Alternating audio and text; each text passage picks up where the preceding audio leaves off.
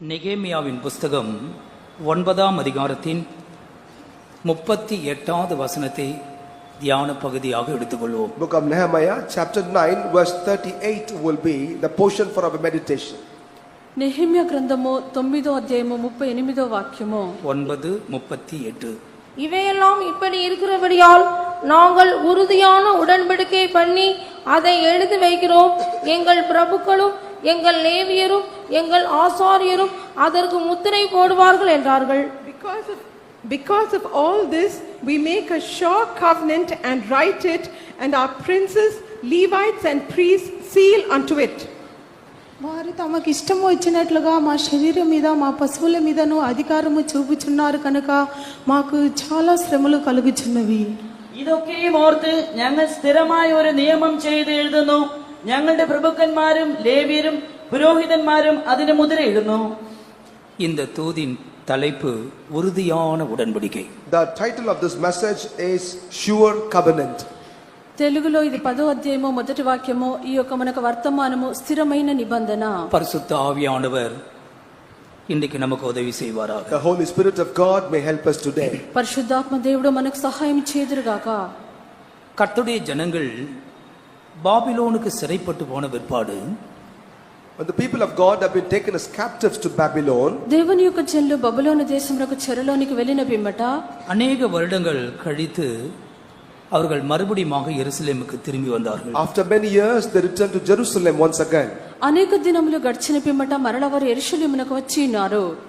அவர்கள் திரும்பி தன்னுடைய சொந்த தேசத்துக்கு வந்த பொழுது அந்த தேசம் ஒரு பரிதபிக்கக்கூடிய நிலவரத்தில் இருந்ததாக நாம் இந்த அதிகாரத்தின் துவக்க இந்த புத்தகத்தின் துவக்க அதிகாரங்களிலே நாம் வாசித்து விளங்கிக் கொள்ளலாம். When they returned to their own country, they could see that their country was in most miserable state, and about which, as we read the first few chapters of this book, we could understand. వారి యొక్క దేశమునకు మరలా తిరిగి వచ్చినటువంటి పిమ్మట ఈ యొక్క నెహెమ్యా గ్రంథం యొక్క మొదటి అధ్యాయంలో మనం చూచినప్పుడు ఆ యొక్క దేశం యొక్క స్థితి మిక్కిలి పరితాపకరమైనటువంటి స్థితిలో ఉండెను. கண்ணீரின் வாழ்க்கைதான் அவளுக்கு மிச்சமாக இருந்தது. And what was sure, what was left behind for them were the life of tears. కన్నీటి యొక్క జీవితమే వారు కలిగి ఉండెను. இந்த 9ஆம் அதிகாரத்தில் அவருடைய வாழ்க்கை குறித்ததான சில வார்த்தைகள் எழுதப்பட்டதை நாம் அறியலாம். In chapter 9 we read certain words concerning their life have been written. ఈ యొక్క 9వ అధ్యాయం నందు వారి యొక్క జీవితమును గురించి కొన్ని మాటలు వ్రాయబడి ఉన్నవి. ஆண்டவர் அவர்களை எகிப்து தேசத்திலிருந்து விடுதலை ஆக்கி கானான் தேசத்திற்குள்ளே கொண்டு வந்தார். The Lord, having delivered them from the land of Egypt, brought them into the land of Canaan.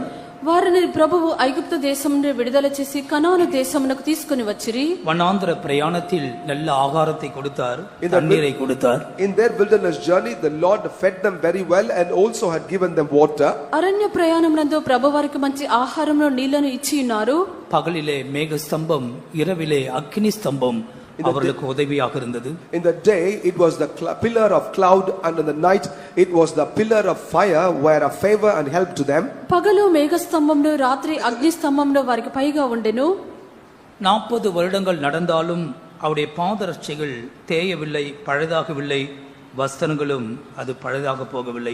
Though they were walking for 40 long years, their sandals have not become old or worn out, neither the garment they were wearing have become old. 40 సంవత్సరములు అరణ్యములో నడిపించబడినప్పటికీ వారి యొక్క వస్త్రములు పాతగిలిపోలేదు, వారి యొక్క కాళ్ళకు వాపు రాలేదు. 40 வருஷம் நடந்தார்கள். 21ஆம் வசனம் சொல்லுகிறது, அவர்கள் கால்கள் வீங்கவும் இல்லை. Verse 21 says that they walked for 40 long years, but then their legs, their feet swelled not. 21వ వాక్యమందు మనం చూచినప్పుడు వారు 40 సంవత్సరములు నడిచినారు, అయినప్పటికీ వారి యొక్క కాళ్ళకు వాపు రాలేదు. அவர்களுக்கு கர்த்தர் நல்ல பிள்ளைகளை கொடுத்து வானத்து நட்சத்திரத்தை போல அவர்கள் பெருகிக் கொண்டே இருந்தார்கள். God unto them had given them very good children, and thus they have been multiplying like the stars of the heaven. దేవుడు వారికి మంచి పిల్లల్ని ఇచ్చినారు, వారు ఆకాశపు నక్షత్రముల వలె విస్తరించి ఉన్నారు. 25ஆம் வசனத்தை படிக்கும் பொழுது தேவன் அவர்களுக்கு செய்த நன்மைகளை சொல்லிவிட்டு ஆண்டவருடைய பெரிய தயவினால் அவர்கள் செல்வமாக வாழ்ந்தார்கள் என்று தமிழ் வேதாகமத்தில் படிக்கிறோம். As we read verse 25, the Lord had given them every good thing, all blessings, and in the Tamil Bible we read that they were leading a very wealthy life. 25వ వాక్యమందు మనం చూచినప్పుడు ప్రభు వారిని చక్కని రీతిలో వారిని నడిపించి ఆ యొక్క తమిళ తర్జమా ప్రకారము దేవుని యొక్క మహా ఉపకారం బట్టి వారు బహుగా సంతోషించి ఆ సమృద్ధిగా నివసించి ఉన్నారు. எந்த ஒரு தனி நபரோ குடும்பமோ தெய்வத்தை மாத்திரம் சார்ந்து கொண்டு நடந்து வருவார்கள் என்றால் அவர்களுடைய வாழ்க்கை செல்வமான வாழ்க்கை. Therefore, whether an individual or a family, if only they lean exclusively on God and walk beside Him, their life indeed will be a very wealthy life. ఏ యొక్క వ్యక్తిగతంగా ఒక వ్యక్తి ఒక కుటుంబమో దేవుని మాత్రమే ఆశ్రయించి ఎవరైతే జీవించున్నారో అటువంటి వారు సస్యశ్యామలముగా జీవించెదరు. தேவன் மகிமை உள்ள தேவனாக இருக்கிறார். For God is glorious God. మన యొక్క దేవుడు మహిమగల దేవుడు. அது மாத்திரமல்ல, Not only that, అంత మాత్రమే కాదు, அந்த அதிகாரத்தின் 26ஆம் வசனத்தில் இந்த செல்வ வாழ்க்கையை வாழ்ந்த இந்த ஜனங்கள் கீழ்ப்படியாமையும் கலகமும் பண்ணுகிறவர்களாக மாறினதாக படிக்கிறோம். in verse 26 we read, these people who have been called to lead such a wealthy life have disobeyed and have rebelled against God. ఆ యొక్క అధ్యాయం ఆ యొక్క వాక్యం యొక్క మొదటి భాగం అంతా మనం చూచినప్పుడు బహుగా సంతోషంగా జీవించినటువంటి వీరు దేవునికి అవిధేయులై దేవుని మీద తిరుగుబాటు చేసిరి. அவர்கள் தேவனுடைய பிரமாணத்தை விட்டு விலகினார்கள். And they transgressed the law of the law. వీరు దేవుని యొక్క ధర్మశాస్త్రంలో లక్ష్య పెట్టకపోయిరి. கர்த்தருக்கு மகிமை உண்டாகட்டும். Glory be to God. దేవునికి మహిమ కలుగును గాక. தேவனுடைய நியாயப்பிரமாணத்தை அவர்கள் விட்டு விட்டார்கள். And they left behind the laws of the Lord. వారు ధర్మశాస్త్రమును విడిచిపెట్టి ఉన్నారు. தீர்க்கதரிசிகளை கொன்று போட்டார்கள். And they even killed the prophets. ప్రవక్తలను చంపి ఉన్నారు. இன்றைக்கும் இப்படிப்பட்ட காரியங்கள் நடக்கத்தான் செய்கிறது. Even today such things are taking place.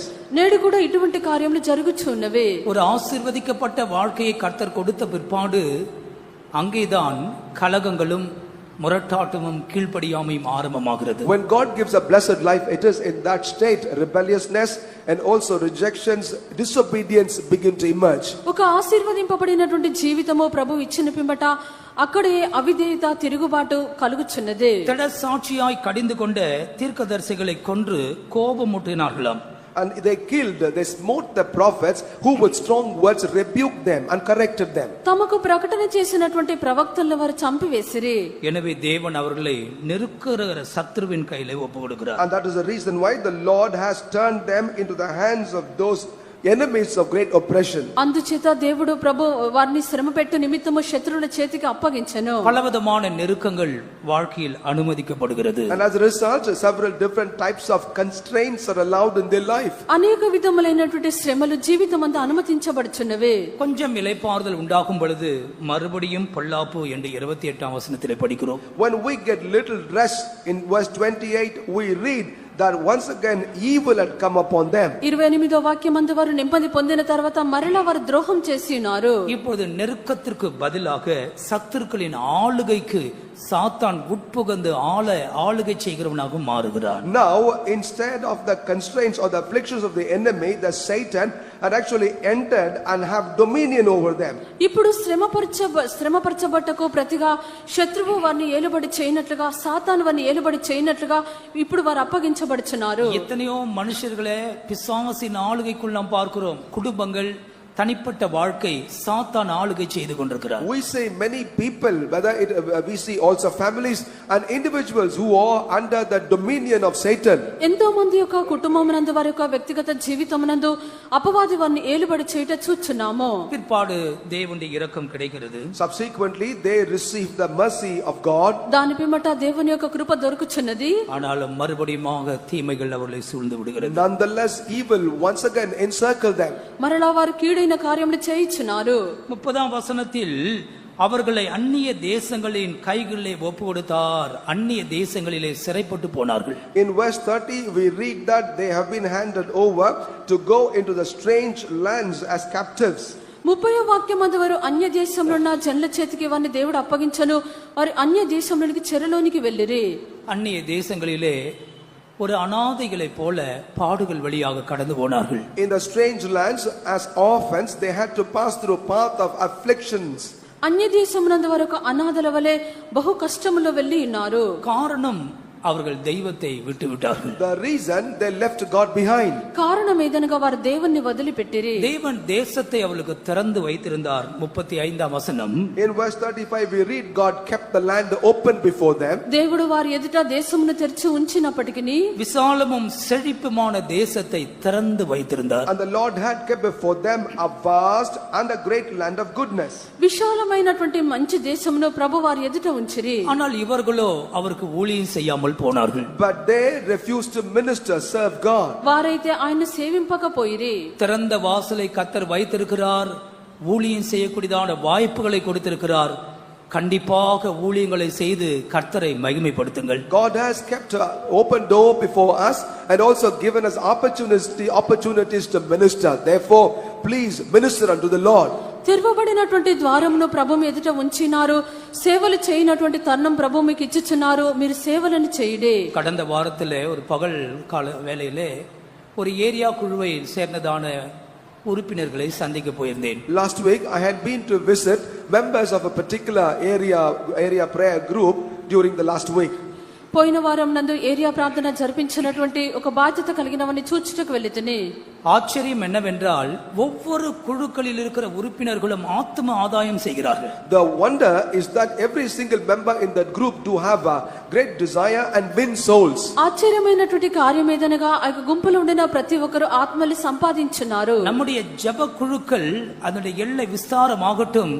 ஆத்ம ஆதாய பணியை செய்யுங்கள். Therefore, may the boundaries of our prayer groups be enlarged and render the work of soul saving ministry. మన యొక్క ప్రార్థనా గుంపుల యొక్క సరిహద్దులు విశాలపరచబడవలెను. ఆత్మలను సంపాదించవలెను. இப்போது இவர்கள் என்ன சொல்லுகிறார்கள்? Now what does they say now? ఇప్పుడు వీరేమి చెప్పుచున్నారు? இந்த திறந்த வாசலை எங்களுக்கு ஊழியத்தின் வாசல்களை திறந்து வைத்தும் நாங்கள் உமக்கு ஊழியம் செய்யவில்லை. எங்களுடைய துர்க்கருமங்களை விட்டு நாங்கள் மனம் திரும்பாமல் போனோம். Despite the fact that thou hast kept before us an open door, we did not serve thee, we did not repent from our wicked deeds.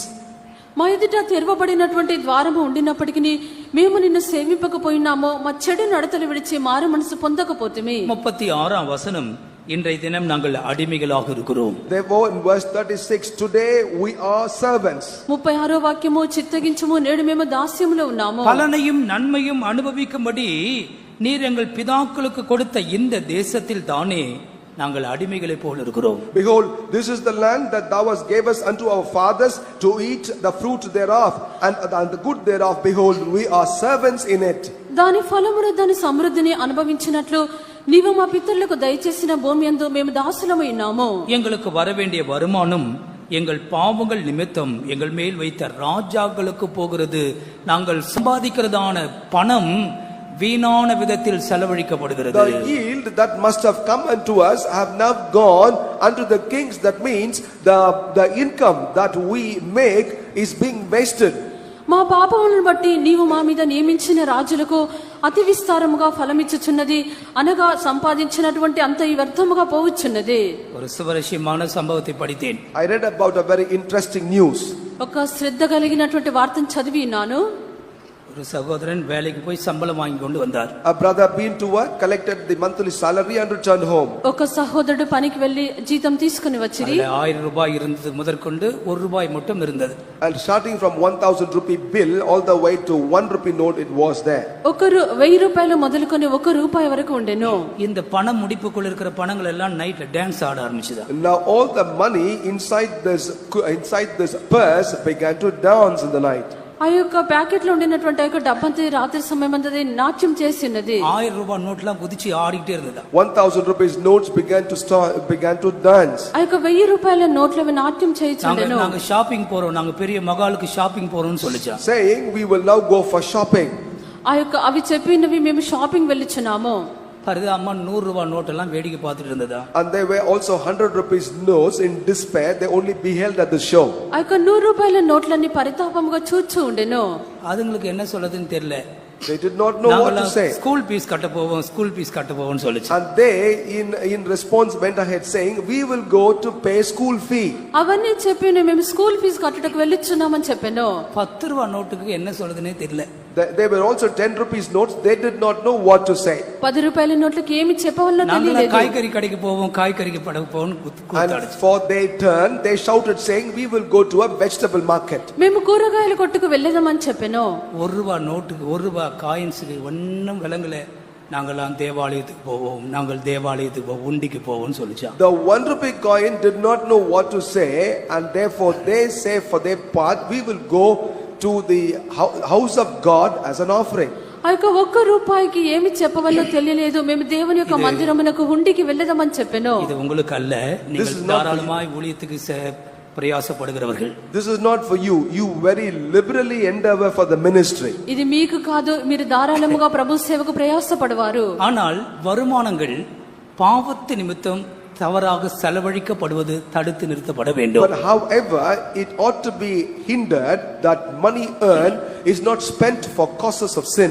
మీ యొక్క ఆదాయము పాపము నిమిత్తము వ్యర్థముగా ఖర్చు చేయుట నిలుపబడవలెను. எங்கள் வருமானம் அந்நிய ராஜாக்களிடத்திலே போகிறது. Our yield is taken over by the strange kings. మా యొక్క ఆదాయము అన్య రాజులకు వెళ్ళుచున్నది. ஒரு சகோதரன் அறிவேன், அவருடைய குடும்பம் ஏழையா இருந்தது.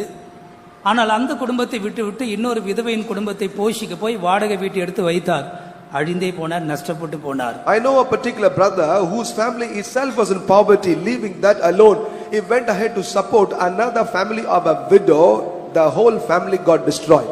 ఒక సహోదరుడు ఉండెను, అతడే మిక్కిలి పేదవాడు, అతడే కష్టపడుచున్నాడు. అతని కుటుంబమును వదిలిపెట్టి మరొక విధవరాలికి సహాయం చేయటకు వెళ్లి చివరికి ఆయన నష్టమైపోయిరి. உன்னுடைய சம்பாத்தியம், உன்னுடைய வருமானம் உன் பாவத்தின் நிமித்தமாக தவறாக செலவழிக்கப்படுகிறதா? இன்றைக்கு கர்த்தருடைய ஆவியானவர் இந்த கேள்வியை கேட்கிறார். Today the Spirit of God is asking you this question: does your income wasted or spent on sinful deeds? నీకు వచ్చినటువంటి ఆదాయం అన్నది వ్యర్థముగా ఖర్చవుచున్నదా? నేడు అదే ప్రశ్న ఉన్నది. இப்பொழுது என்ன நடக்கிறது? What happens now? ఇప్పుడు ఏమి జరుగుచున్నది? இந்த அந்நிய ராஜாக்கள் தங்கள் இஷ்டமானபடி எங்கள் சரீரத்தையும் ஜீவன்களையும் ஆளுகை செய்கிறார்கள். Now these strange kings have made the use according to their desire, their bodies and also their cattle and everything for their pleasure. ఈ యొక్క అన్య రాజులు వారు తమకు ఇష్టం వచ్చినట్లు మా శరీరముల మీదను మా పశువుల మీదను అధికారము చూపుచున్నారు. இப்பொழுது மகா இக்கட்டுக்குள் நாங்கள் அகப்பட்டிருக்கிறோம். Therefore now we are in great distress. కావున ఇప్పుడు మాకు చాలా శ్రమలు కలుగుచున్నవి. ஆசீர்வாதமாக ஜீவி வேண்டிய மனுஷர்களுடைய முடிவை பாருங்கள். Consider the end of those that have been called to lead a blessed life. ఆశీర్వాదకరముగా జీవించవలసినటువంటి వారి యొక్క అంతము చూడుడి. நாங்கள் மகா இக்கட்டுக்குள் அகப்பட்டிருக்கிறோம். Now we are in great distress. ఇప్పుడు మాకు చాలా శ్రమలు కలుగుచున్నవి. இந்த சூழ்நிலையிலே இந்த ஜனங்கள் என்ன செய்தார்கள்? Now in this situation, what did these people do? ఈ యొక్క సమయమందు వారు ఏం చేస్తున్నారు? தெய்வத்துக்கு முன்பாக ஒரு உறுதியான உடன்படிக்கை செய்து கொள்ள விரும்பினார்கள். Now they desired before God that they will make a very sure covenant. దేవుని ఎదుట ఒక స్థిరమైన నిబంధన చేసుకుంటకు తీర్మానించిరి. இந்த மகா இக்கட்டுக்கான காரணம் என்ன என்பதை முழு சபையும் அலசி ஆராய்ந்திருக்கிறார்கள் பிரியமானவர்களே. Beloved, the entire church sat together and examined as to what is the cause for this great distress. ఈ యొక్క చాలా శ్రమలు కలుగుటకు ఏమని చెప్పి సంఘమంతా చేరి వారు పరిశీలించుకొని ఉన్నారు. ஏன் இந்த வறுமை? Why this poverty? ఎందుకు ఈ యొక్క లేమి? ஏன் தரித்திரம்? Why there is impoverishment? ఎందుకు దరిద్రత? ஏன் அடிமைத்தனம்? Why there is captivity? ఎందుకు దాసత్వము? எதற்காக இந்த மகா இக்கட்டுக்குள் நாங்கள் வாழ்ந்து கொண்டிருக்கிறோம்? Why must we be living in the midst of this great depression? ఎందుకు మిక్కిలి శ్రమలో జీవించున్నాము? அவர்கள் உட்கார்ந்து நிதானித்து யோசித்து 5 கருத்துக்களை இன்றைக்கு நமக்கு முன்பாக அவர்களே வைக்கிறார்கள். They sat together, meditated, deeply thought about it, and before us they are placing 5 things for us to consider. వారు కూర్చొని నిదానించి వివేచించి 5 కార్యములు మన ఎదుట ఉంచుచున్నారు. அதை எழுதி இருக்கிறார்கள். And they wrote down. దాన్ని వారు రాసి ఉన్నారు. இதனால் தான் இது எங்களுக்கு சம்பவித்தது. Because of this, these things have taken place. ఇందుచేతనే ఇవి మాకు కలిగి ఉన్నవి. எழுதி முத்திரை போட்டார்கள். And they wrote that down and sealed it. వారు దాన్ని రాసి ముద్ర వేసి ఉన్నారు. அதிலே பிரபுக்களின் முத்திரை இருந்தது. And there was a seal of the lords. అక్కడ అధికారుల యొక్క ముద్ర ఉండేది. லேவியர்கள் முத்திரை போட்டிருக்கிறார்கள். The Levites have sealed in this. లేవీయులు కూడా ముద్ర వేసి ఉన్నారు. எங்கள் ஆசாரியர்கள் அதற்கு முத்திரை போட்டிருக்கிறார்கள். Even our priests have sealed on it. యాజకులు కూడా ముద్రను వేసి ఉన్నారు. முத்திரை போட்டவுடைய லிஸ்ட் தான் 10ஆம் அதிகாரம் 1ஆம் வசனத்தில் எழுதப்பட்டிருக்கு. And the list of those that have affixed their seal starts from the very first verse of chapter 10. ఆ యొక్క ముద్ర వేసినటువంటి వారి యొక్క విషయమే 10వ అధ్యాయము మొదటి వాక్యం నుండి వ్రాయబడి ఉన్నది. இந்த ஒரு துர்ப்பாக்கியமான நிலவரத்திற்கான காரணங்கள் என்ன? What are the reasons for this unfortunate event? ఇటువంటి దౌర్భాగ్యమైన స్థితికి కారణం ఏమిటి? அவர்கள் எழுதினதான 5 முக்கிய சாரம்சங்களை முதலாவது சொல்லிவிடுகிறேன். Let me first share with you the 5 distinct reasons to you first. వారు రాసినటువంటి సారాంశమైన 5 కార్యములు మొదట చెప్పెదను. 10ஆம் அதிகாரம் 29ஆம் வசனத்தில் நியாயப்பிரமாணத்தை கைக்கொள்ளுதல் பற்றிய விஷயம். In chapter 10 verse 29 there is a matter related to observing the commandments of God. 10వ అధ్యాయం 29వ వాక్యమందు వారి యొక్క ధర్మశాస్త్రం గురించినటువంటి విషయము. 30ఆం వసనத்தில் அவர்களுடைய விவாக சம்பந்தமான விஷயம். In verse 30 those are matters concerning the marriages. 30వ వాక్యమందు వారి యొక్క వివాహ సంబంధమైనటువంటి కార్యములు. 31ఆం వసనం ஓய்வு நாளை கைக்கொள்ளுதல் பற்றிய விஷயம். And verse 31 is about keeping the day of Sabbath. 31వ వాక్యమందు విశ్రాంతి దినమును ఆచరించే విషయము. 32, 33 ఆகிய వసనங்களிலே தேவாலயத்தை பராமரிக்கிறதல் சம்பந்தமான விஷயம். And in verse 32 and 33 there are matters related to keeping or taking care of the temple of God. 32, 33 వాక్యములందు దేవుని యొక్క మందిరమును పరామర్శించుటను గురించి. 35ஆம் வசனம் முதல் 39ஆம் வசனம் மட்டும் முதற் பலன் தசம பாகம் சம்பந்தமான விஷயங்கள். From 35 to 39 it's about the first fruits and the tithes. 35వ వాక్యం నుండి 39వ వాక్యం వరకు ప్రథమ ఫలము దశమ భాగమును గుర్చినటువంటి విషయము. இந்த 5 பிரதானமான காரியங்களை அந்த ஜனங்கள் தவறவிட்டபடியினாலே ஆசீர்வாதமாக இருக்க வேண்டியவர்கள் மகா இக்கட்டுக்குள் அகப்பட்டு கொண்டார்கள். Because those people have forsaken these 5 important things in their life, they were caught up in deep distress, those that have been called to lead a blessed life. ఈ యొక్క 5 కార్యములు వారు వదిలిపెట్టడను బట్టి ఆశీర్వాదకరముగా ఉండవలసినటువంటి వారు ఇప్పుడు ఆశీర్వాదమును కోల్పోయిరి. அருமையான சகோதரனே சகோதரியே, Beloved brother and sister, ప్రియమైన సహోదరుడా సహోదరి, உன்னுடைய வாழ்க்கை உன்னுடைய குடும்பம் மகா இக்கட்டுக்குள் இருக்குமானால் இன்றைக்கு கர்த்தருடைய ஆவியானவர் கொடுக்கிற இந்த வார்த்தையை மிக கவனமாக ஜெபத்தோடு கேள். கர்த்தருடைய ஆவியானவர் உன்னை அந்த நிலவரத்திலிருந்து மீட்பார். if only your life or your family life is in great distress, listen very carefully to the words that God gives you. Definitely the Lord will preserve your family and your life from that condition. మీ యొక్క కుటుంబము మిక్కిలి ఇబ్బందుల్లోను శ్రమల్లోను ఉండినట్లయితే దేవుని యొక్క ఆత్మ చెప్పినటువంటి యొక్క కార్యమును శ్రద్ధగా ఆలకించము. ఆ యొక్క శ్రమల్లో నుండి దేవుని యొక్క ఆత్మ విడిపించుదురు. இப்பொழுது 29ஆம் வசனம் படிங்கள். Now 10ஆம் அதிகாரம். let us read chapter 10 verse 29. 10వ అధ్యాయం 29వ వాక్యము. தங்கள் பெரியவர்களாகிய தங்கள் சகோதரரை கூட கூடிக்கொண்டு தேவனுடைய தாசனாகிய மோசேயை கொண்டு கொடுக்கப்பட்ட தேவனுடைய நியாயப்பிரமாணத்தின்படி நடந்து கொள்வோம் என்றும் எங்கள் ஆண்டவராகிய கர்த்தரின் கற்பனைகளையும் சகல நீதி நியாயங்களையும் கட்டளைகளையும் எல்லா கைக்கொண்டு அவைகளின்படி செய்வோம் என்றும். They clave to their brethren, their nobles, and entered into a curse and into an oath to walk in God's law which was given by Moses the servant of God, and to observe and do all the commandments of the Lord our Lord, and his judgments and his statutes. இங்க முதலாவது எழுதின விஷயம் என்ன? What is the very first thing they wrote down? 28వ వాక్యం ఇక్కడ మొదటగా వ్రాసిన విషయం ఏమిటి? மோசேயின் மூலமாக கொடுக்கப்பட்டதான அந்த தேவனுடைய நியாயப்பிரமாணத்தின்படி நாங்கள் நடந்து கொள்வோம். We will now walk according to the law that's been given unto us by Moses. మోషే ద్వారా నియమించబడిన దేవుని ధర్మశాస్త్రం అనుసరించి నడుచుకుందుము. ஆண்டவர் கொடுத்த கற்பனைகள் நீதி நியாயங்களை அவைகள் எல்லாவற்றையும் நாங்கள் கைக்கொண்டு அவைகளின்படி செய்வோம். We will keep all the commandments of the Lord our Lord, and also all the judgments and the statutes of our Lord, and we will do according to that. ప్రభువు ఇచ్చినటువంటి నిబంధనలు కట్టలను ఆచరించి వాటి ప్రకారం మేము చేయుదుము. அநேகருடைய வாழ்க்கையிலே இப்படிப்பட்ட இக்கட்டுகளும் நெருக்கத்திற்கும் காரணம் என்னவென்றால் தேவன் அவர்களுக்கு கொடுக்கிற வாழ்க்கை பிரமாணங்களை அவர்கள் விட்டபடியினால் தான் அருமையானவர்களே. The very reason why many people have great distress and trouble in their life is because they have forsaken the commandments that the Lord had given unto their private life. అనేకుల యొక్క జీవితం నందు యొక్క శ్రమలు ఇబ్బందుల కారణము దేవుడు వారికి ఇచ్చినటువంటి ఆజ్ఞలు విడిచిపెట్టుటను బట్టి ஆண்டவருடைய ஆசீர்வாதம் அவளுக்கு தேவை, ஆனால் தேவனுடைய பிரமாணங்களோ அவளுக்கு பாரமாக இருந்தது. They are in need of the blessings of God, but the laws of the Lord are very grievous to them. ఆశీర్వాదములు వారికి అవసరమైనవి, అయితే దేవుని యొక్క ఆజ్ఞలు వారికి భారముగా ఉన్నవి. இந்த பிரமாணம் எப்படிப்பட்டதாம்? What kind of law is this? ఈ యొక్క ఆజ్ఞ ఎటువంటిది? 9ஆம் அதிகாரத்தின் 13ஆம் வசனத்திலே 3 வார்த்தைகளால் அது குறிக்கப்பட்டிருக்கிறது. In chapter 9 verse 13, that's defined with 3 words. 9వ అధ్యాయము 13వ వాక్యమందు మూడు మాటలుగా విభజింపబడి ఉన్నది. முதலாவது அது செம்மையான நீதி நியாயங்கள். First and the foremost, that is righteous judgments. మొట్టమొదటిగా నీతి యుక్తములైన విధులు. இரண்டாவது அது நல்ல கட்டளைகள் கற்பனைகள். Secondly, those are true laws and good statutes. రెండవదిగా అది సత్యమైనటువంటి ఆజ్ఞలై ఉన్నవి. மூன்றாவது உண்மையான பிரமாணங்கள். வார்த்தைகளை கவனிங்கள். செம்மையானது, நல்லது, உண்மையானது, இதுதான் பிரமாணத்தினுடைய சுருக்கம். Please listen to the words very carefully. They are right, they are good, and they are true laws. This is the crux of the matter. మీ శ్రద్ధగా ఆలకించుడి. నీతియుక్తమైన విధులను, సత్యమైన ఆజ్ఞలను, మేలుకరములైన కట్టడలు ధర్మములై ఉన్నవి. ஆனால் இதை அவர்கள் புறம்பே தள்ளிவிட்டார்கள். But however these they forsook.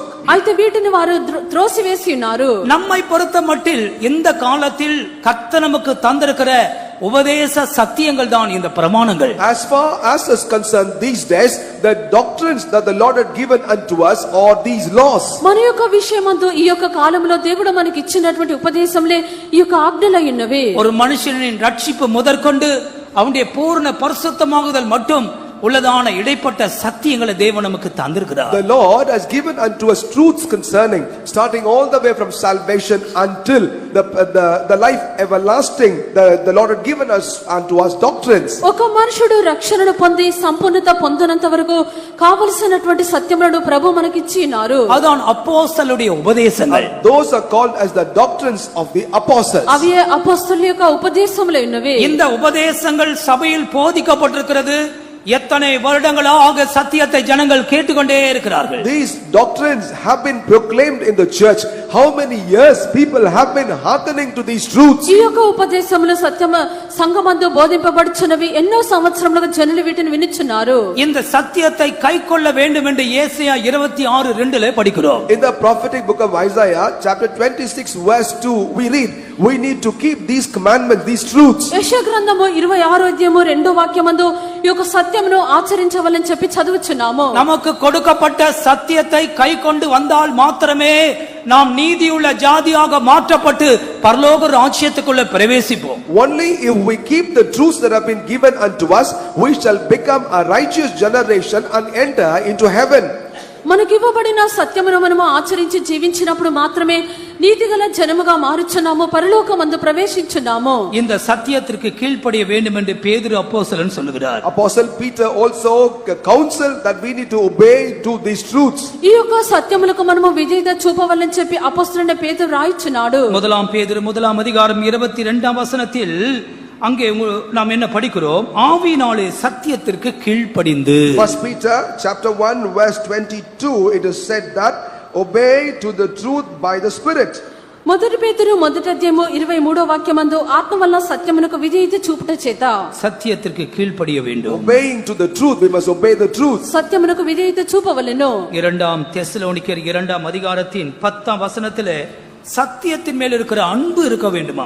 Thessalonians chapter 2 verse 10 we read, there 2 must தெசலோனிக்கர் 2:10. 2 Thessalonians chapter 2 verse 10, there must be love on the truth. 2 తెస్సలోనిక 2వ అధ్యాయమందు మనం చదివినప్పుడు సత్యమందు మనకు ఆశ ఉండవలెను. சத்தியத்தின் மேலுள்ள அன்பு, Love of the truth.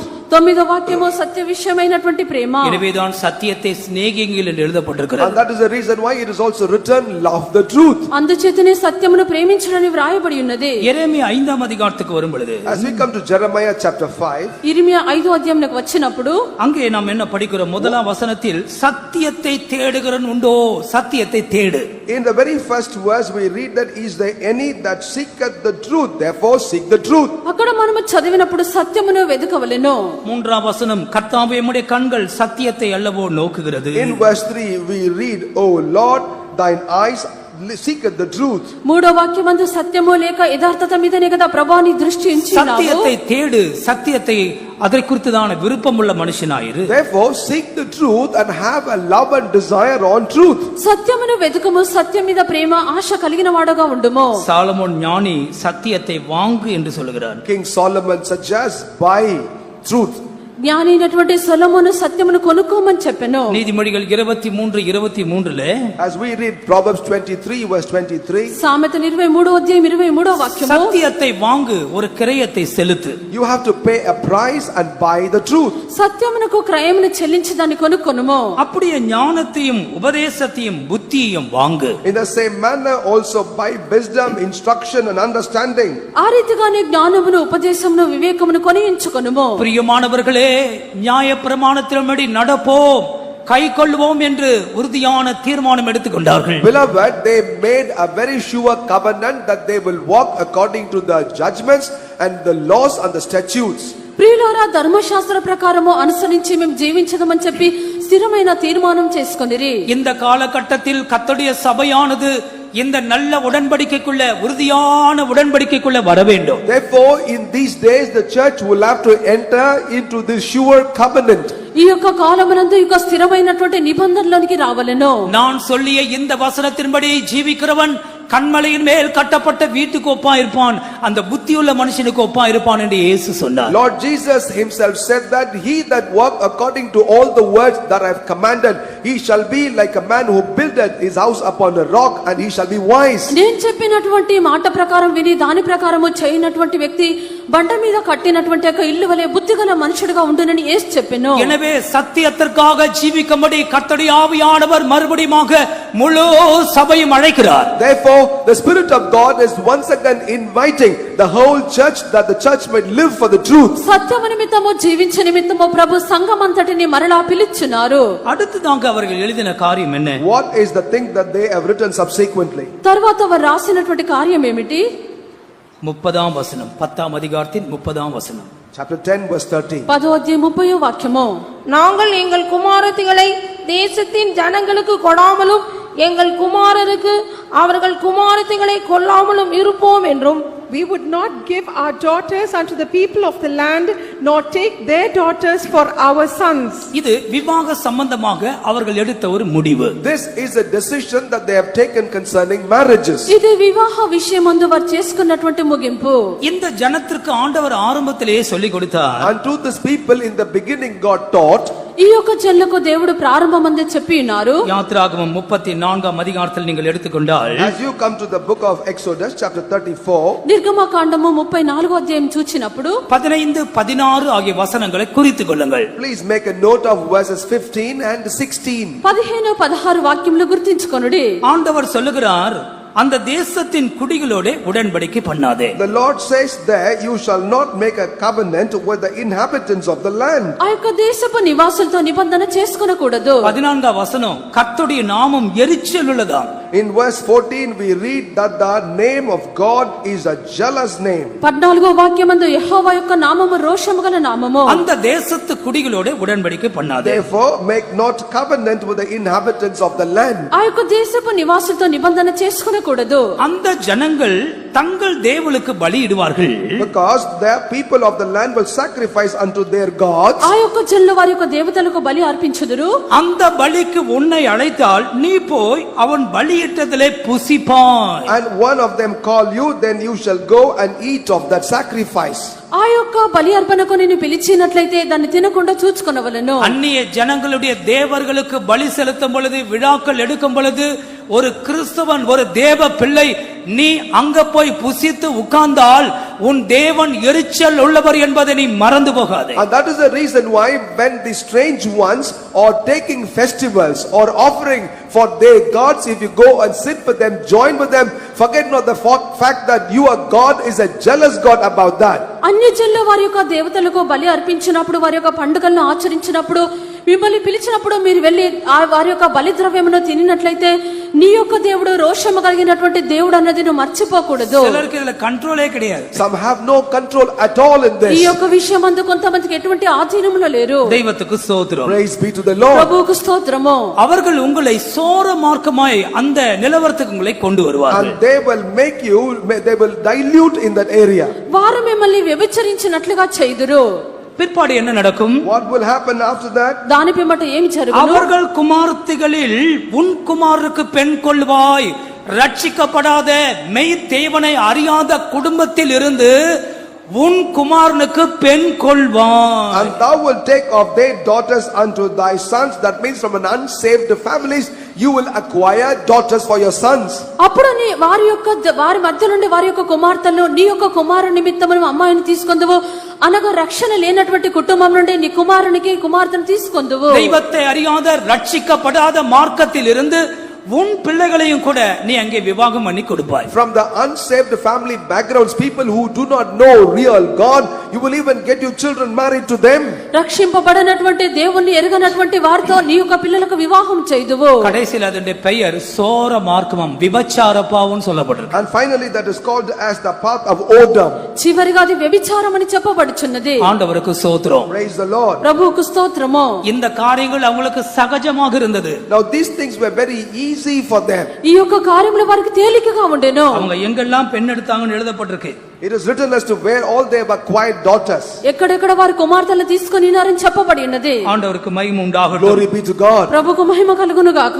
அருமையானவர்களே, Beloved, ప్రియమైన వారలారా, ஆதியாகமம் 6ஆம் அதிகாரத்திலே படிக்கும் பொழுது as we read in the book of Genesis chapter 6, ఆదికాండము 6వ అధ్యాయం అని చదివినప్పుడు 2ஆம் வசனத்திலும் 4ஆம் வசனத்திலும் படித்தால் தேவ குமாரர்கள் மனுஷ குமார்த்திகளே அழகுள்ளவர்கள் சௌந்தியம் உள்ளவர்கள் என்று கண்டு விவாகம் செய்தார்கள். as we read verses 2 and 4, there we understand that the sons of God beheld at the daughters of the earth to be those of the men to be more beautiful and fair, and began to interact. రెండో వాక్యము 4వ వాక్యమందు చదివినప్పుడు దేవుని యొక్క కుమారులు నరుల కుమార్తెలు చక్కని వారని చెప్పి వారు తమకు మనసు వచ్చిన వారిని వివాహం చేసుకొనిరి. தேவ குமாரர்கள் ஜீவனுள்ள தேவனை ஆராதிக்கிறவர்கள். The sons of God are called to serve and worship the living God. దేవుని కుమారులనుగా జీవముగల దేవుని ఆరాధించువారు. மனுஷ குமாரத்திகள் இன்னும் தெய்வத்தை அறியாமல் ரட்சிப்பு இல்லாமலே வாழ்ந்து கொண்டிருக்கிற கூட்டத்தார். Whereas the daughters of men do not have salvation yet, without knowing God they are living. నరుల కుమార్తెలు అని చెప్పినప్పుడు వారు దేవుణ్ణి ఎరగకుండా రక్షణ లేకుండా జీవించువారు. ஆனால் எந்த அடிப்படையில் இந்த விவாகம் இந்த தெரிந்து கொள்ளுதல் நடக்கிறது? But on what basis this choice is taking place? దేన్ని అనుసరించుక వివాహం జరుగుచున్నది? அழகின் அடிப்படையிலே நடக்கிறது. It is only based on fairness. వారు చక్కని వారు సౌందర్యవంతులని. அருமையான தேவனுடைய பிள்ளையே, அழகு வீண், அது ஒரு மாயை. Therefore, beloved, beauty is a vanity. ప్రియులారా, యొక్క అందమున్నది వ్యర్థమైనది. சௌந்தரியம் வஞ்சனை உள்ளது, எப்பொழுதுமே அழகாக இருக்க போவதில்லை. Fairness is deceitful, one shall not be fair forever. ఈ యొక్క అందము మోసకరమైనది, ఎల్లప్పుడూ అందముగానే ఉండరు. எனவே இப்படி அவர்கள் பெண்களை எடுத்ததினாலே அவர்களுடைய சந்ததி ராட்சத சந்ததியாராக. Therefore, because they went ahead choosing women in this manner, the generation was a generation of giants. ఈలాగున వారు ఆ కుమార్తెలను తీసుకుంటను బట్టి వారికి జన్మించినటువంటి వారు రాక్షసులై ఉన్నారు. புதிய ஏற்பாட்டிலே பரிசுத்த பவுல் எழுதுகிறார், விசுவாசியோடே அவ்விசுவாசிகளுக்கு பங்கில்லையே. In the New Testament, that's the reason why Saint Paul writes saying, there is no connection whatsoever between the believer and the unbeliever. క్రొత్త నిబంధనలో పరిశుద్ధ పౌలు వ్రాయిచున్నాడు, విశ్వాసులతో అవిశ్వాసులకు పాలెక్కడిది. வெறும் அழகும் பணமும் ஜாதிகளும் அடிப்படையாக வைத்து நீ இந்த விவாகத்தை மாத்திரம் நீ செய்து கொண்டிருப்பாயானால், If you go on conducting marriages based on beauty, education and caste, వారి యొక్క అందము, వారికి ఉండినటువంటి విద్య, సౌందర్యము, వారి ఆస్తిని చూసి నీ వివాహం చేసుకున్నట్లయితే, இந்த வேதாகமம் சொல்லுகிறது அது ஒரு சோர மார்க்கம். this Bible declares that is a way of whoring. ఈ యొక్క వేద గ్రంథము చెప్పుచున్నది అదొక వ్యభిచార మార్గము. ஆண்டவர் சொல்லிக் கொடுத்தார், மாட்டையும் கழுதையும் கட்டி உழாதன்னு சொன்னார். The Lord taught unto them saying that, do not yoke together an oxen and a donkey. ఎద్దును గాడిదను కట్టి దున్నకూడదు. இந்த வயசு இந்த சத்தியத்திலேயே ஞாயிறு பள்ளி படித்து உபதேசத்துல படித்து கூட்டங்களுக்கெல்லாம் வந்து எல்லாம் வந்து கல்யாணம் பண்ணும்போது ஜம்ப் பண்ணி வேற ஒரு சபைக்கு போயிரு. Born in this church, studied in Sunday school, grew up Everything happened in this church, but when the time of marriage come, one jump out of this church and get married in another church. ఈ యొక్క సత్యంలోనే పుట్టి పెరిగి ఈ యొక్క Sunday class అంతే చదువుకొని అన్ని కార్యం ఇక్కడ నేర్చుకొని వివాహ విషయమందు వేరే సంఘములకు వెళ్ళుట. அதுவும் பெந்தெக்கோஸ்தே அனுபவம் வந்தா பரவாயில்லை. It is a little bit better if they get married to people with Pentecostal experience. Pentecost యొక్క అనుభవం ఉండినట్లయితే అది సరియే. காரணம் நான் கட்ட பொண்ணு ரொம்ப அழகா இருக்கு pastor. When we ask as to what is the reason, the girl was very fair. కారణం అడిగినట్లయితే ఒక అమ్మాయి బాగా అందముగా ఉందని చెప్పుచున్నారు. உன்னுடைய மார்க்கம் சோர மார்க்கம், நீ விளங்கிக்கொள். Understand, your path is a path of warring. నీ వెళ్ళినటువంటి మార్గము వ్యభిచార మార్గము గ్రహించుము. ஏன் மகா இக்கட்டுக்குள் அகப்பட்டாய்? Why you got yourself into great distress? ఎందుకు అధికమైన శ్రమలు చిక్కుకొనినావు? ஏன் அடிமைத்தனம்? Why captivity and slavery? ఎందుకు దాసత్వమైనది? நீ எங்கே தவறு இருக்கிறாய் என்பதை உணர்ந்து பார். Examine and see as to where have you faulted. నీవెక్కడ తప్పిపోయినావు అని చెప్పి పరిశీలించి చూచుకొనుము. இந்த அந்நிய ஜனங்கள் மத்தியில் எங்களுடைய பெண்களை கொடுக்க மாட்டோம், அங்கிருந்து பெண் எடுக்க மாட்டோம், உறுதியான தீர்மானம் எடுத்துக்கொண்டார்கள். பரிசுத்த ஆவியானவர் இன்றைக்கு உன்னை எச்சரிக்கிறார். இன்றைக்கு அந்த தீர்மானத்தை நீ எடுத்துக்கொள். They have made a sure covenant saying, we will not take their daughters unto our sons, we will not give our daughters unto their sons. In the same manner, the Spirit of God is warning you today that you may also come into such a sure covenant. ఈ యొక్క అన్యజనుల మధ్యలో ఉండే మా యొక్క కుమారులకు వేరే కుమార్తెలు తీసుకొనము, ఇతరులకు మా యొక్క కుమార్తెలు ఇవ్వమని చెప్పి వారు తీర్మానం చేసుకున్నారు. ఆత్మదేవుడు నిన్ను హెచ్చరించున్నాడు. எங்கெல்லாம் பெண் எடுத்தாங்க லிஸ்ட் இருக்கு. இன்னைக்கு ரெண்டு ஆட்களை மாத்திரம் சொல்றேன். There is a list as to where all they have acquired daughters for their sons, but I will only place 2 to you today. ఎక్కడెక్కడ వారి యొక్క కుమారులకు కుమార్తెలను తీసుకొనినారని చెప్పి చెప్పబడి ఉన్నది. 13వ అధికారం Nehemiah 23 24. Chapter 13 verses 23 and 24. Nehemiah 13వ అధ్యాయం 23 24 వాక్యములు.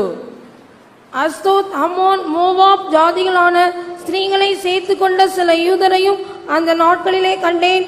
அவர்கள் பிள்ளைகள் பேசின பேச்சில் பாதி அஸ்தோத் பாஷையாயிருந்தது. இவர்கள் அந்தந்த ஜாதிகளின் பாஷையை தவிர யூத பாஷையை திட்டமாய் பேச அறியாதிருந்தார்கள். Jews that had married wives of Ashdod, of Ammon and of Moab, and their children spake half in the speech of Ashdod and could not speak in the Jews' language, but according to the language of each people. கர்த்தருக்கு ஸ்தோத்திரம். Praise the Lord. ప్రభువుకు స్తోత్రము. இவர்கள் யூதர்கள். They are Jews. వీరు యూదులైనారు. இந்த யூதன் பெண் எடுத்தது முதலாவது Ashdod. First and the foremost, he got married with a woman from an Ashdod community. ఈ యొక్క మొట్టమొదటిగా అష్డోదులోని కుమార్తెను వివాహం చేసుకొనిరి. அஸ்தோத் என்று சொல்லுகிறது பெலிஸ்தியரின் 5 பட்டணங்களில் ஒன்று. The Ashdod is one of the 5 popular cities of the Philistines. ఈ యొక్క అష్డోదు అని చెప్పినప్పుడు ఫిలిస్తీన్ల యొక్క 5 పట్టణములో ఒకటి ఉన్నది. கவனிக்கிறீங்களா? Are you listening? గమనించున్నారా? இந்த அஸ்தோத்துடைய அர்த்தம் பெரும் சேதம். The interpretation of Ashdod is great destruction. ఈ యొక్క అష్డోదు అని చెప్పినప్పుడు గొప్ప నాశనమైనది. அப்ப அஸ்தோத்துல பெண் எடுத்ததுன்ற அர்த்தம் என்ன? நீங்களே சொல்லுங்க. Please, you say, if you acquire girl from Ashdod. நிறைய பேர் வாய் திறக்க மாட்டீங்க, எனக்கு தெரியும். I know many of you will not open up your mouth. ఈ యొక్క అష్డోదులో వివాహం చేసుకున్నట్లయితే ఏం జరుగును? அஸ்தோத்தில் பெண் எடுத்தால் உனக்கு பெரும் சேதத்தை வரவழைத்துக் கொள்வாய். If you will acquire a girl from Ashdod, you will invite for yourself a great destruction. ఈ యొక్క అష్డోదులో వివాహం నిమిత్తం అమ్మాయిని తీసుకున్నట్లయితే గొప్ప నాశనం కలుగుచున్నది. எத்தனை பரிசுத்த பிள்ளைங்க நம்முடைய சபையில கிடக்கு. Many saintly children. சத்தியத்துக்காக கிடக்கிற பிள்ளைகள் இருக்கிறார். There are children who stand for the ఎంతో truth in our church. పరిశుద్ధమైనటువంటి సత్యం నిమిత్తం నిలిచి పిల్లలు కలరు. ஆனா நீ இப்போ பெரும் சேதத்தை விலை கொடுத்து வாங்கியாச்சு. But now you already bought for yourself a greater பெரும் price. சேதத்தை மேரேஜ் பண்ணியாச்சு. Great destruction. You have married with a great destruction. గొప్ప నాశనం ఇప్పుడు వివాహం చేసుకునినావు. கர்த்தருக்கு ஸ்தோத்திரம். Praise the Lord. ప్రభువుకు స్తోత్రము. அடுத்ததாக என்ன படிக்கிறோம்? Subsequently, what do we read? తర్వాత ఏం చదువుచున్నాము? Ammon Moab. And they got married to Ammon and Moab. Ammon Moab. இவங்க ரெண்டு பேரும் கர்த்தருடைய சபைக்கு உட்படக்கூடாதுன்னு எழுதப்பட்டிருக்கு. In the Bible, it is written that both of them must not enter into the congregation of God. వీరిద్దరు దేవుని యొక్క సమాజమందు ప్రవేశింపకూడదు. கர்த்தருடைய சபைக்கு உட்படாமல் விலைக்கு வைத்ததான இந்த கூட்டத்துல போய் இந்த யூதர்கள் விவாகம் பண்ணி இருக்கிறார்கள். Now these Jews have gone ahead and got married with these people who have been forbidden to enter into the congregation of God. దేవుని యొక్క సమాజంలోనికి ప్రవేశింపకూడనటువంటి చెల్ల మధ్యకు వెళ్లి ఈ యొక్క యూతులు వివాహం చేసుకొనిరి. எனவே இப்போ புலம்பல் மகா இக்கட்டில் அகப்பட்டிருக்கிறோம். Therefore now they lament saying, now we are caught up in great distress. ఇప్పుడైతే మేము బహు శ్రమల్లో ఉన్నామని చెప్పి విలపించున్నారు. இந்த பிள்ளைகள் எல்லாம் இவங்களுக்கு பிறந்த பிள்ளைகள் எல்லாம் புதுசா ஒரு லாங்குவேஜ் பேசியிருக்காங்க. Now all these children born for these people spoke only little spoke their own language. వీరికి పుట్టినటువంటి పిల్లలందరూ ఒక క్రొత్త భాషను మాట్లాడిరి. பாதி பாஷை அஸ்தோத் பாஷை, They spoke half Ashdod సగము భాష అస్తోద్ భాష, பாதி எபிரேய பாஷை, and half Hebrew language. పాది హెబ్రీ భాష. அது என்ன அஸ்தோத் பாஷை எபிரேய பாஷை? What is that Hebrew and Ashdod language? ఈ యొక్క అస్తోద్ భాష హెబ్రీ భాష అనగా ఏమిటి? இந்த பிள்ளைகளுக்கு யூத பாஷையே தெரியாதா? These children do not know the language of the Jews. ఈ యొక్క పిల్లలకు యూదుల భాష తెలియదు. நீங்கள் நிறைய அர்த்தம் இருக்கு, நீங்க விளங்கிக் கொள்ளுங்கள். You can understand there are many interpretations to this. దీనికి చాలా అర్థములు కలవు, మీరే గ్రహించండి. பாஷை லாங்குவேஜ் மாறுகிறது, The language changes. భాష మారిపోవచ్చున్నది. விசுவாச வார்த்தை அவங்க பேச மாட்டாங்க. They will not speak the language of faith. అక్కడ విశ్వాసపు మాటలు ఉండవు. இங்க வந்தா இதுக்கு ஏற்ற மாதிரி பேசுறது, அங்க போனா அங்க ஏற்ற மாதிரி பேசுறது. When they come here, they will speak a language appropriate for this. When they go elsewhere, they speak languages appropriate for those contexts. ఇక్కడికి వచ్చినప్పుడు ఇక్కడి రీతిగాను, ఆ స్థలంలోకి వెళ్ళినప్పుడు ఆ రీతిగాను మాట్లాడుట. 25 వచనத்தை நீங்க இப்ப படிக்க போறீங்க, வெளியில நம்ம மௌனமா இருக்கிற நீங்க படிச்சு கொள்ளுங்க. Verse சீக்கிரம் சீக்கிரம் படிச்சு 25 read for verse 25 read for yourself. 25వ వాక్యం మీరే చదువుకొనుడి. நீங்க எல்லாம் படிங்க படிங்க.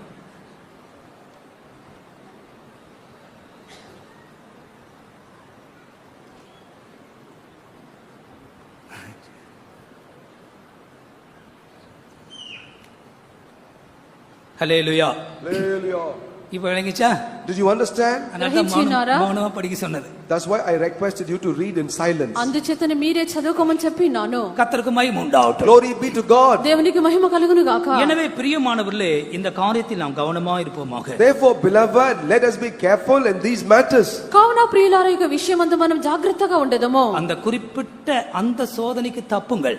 Escape that particular temptation. గుర్తింపబడిన ఈ యొక్క శోధనని తప్పించుకొనుడి. அங்கேயும் சத்தியத்திற்காக நில்லுங்கள். Even in that place, stand for the truth. అక్కడ కూడా సత్యము కొరకు నిలువుడి. எத்தனையோ பரிசுத்தமான பையன்களும் பெண் பிள்ளைகளும் சபையில் இருக்கிறார்கள். There are many saintly and godly boys and girls in our church. ఎంతో పరిశుద్ధమైనటువంటి దైవికమైనటువంటి అమ్మాయిలు అబ్బాయిలు సంఘములో ఉన్నారు. அதை விட்டு தேவன் விரும்பாத காரியங்களை செய்வாயானால் மகா இக்கட்டில் அகப்பட்டுக் கொள்வாய். Leaving that behind, if you go on to do that in which God does not please, you must get caught up. You may get caught up in great distress. మీరు దీనిని వదిలిపెట్టి దేవుడు కోరినటువంటి కార్యం మీరు చేసినట్లయితే మిక్కిలి ఇబ్బందుల్లో మీరు చిక్కుకొందురు. எனவே அதில் ஒரு உறுதியான தீர்மானத்திற்கு வந்தார்கள். Therefore, they come into a very sure covenant in that. కావున దాని యందు స్థిరమైనటువంటి ఒక నిబంధనకు వచ్చిరి. இப்ப மூன்றாவது விஷயம் என்ன? What is the third matter for now? మూడవ విషయం ఏమిటి? 31 வசனம். Verse 31. 31వ వాక్యము.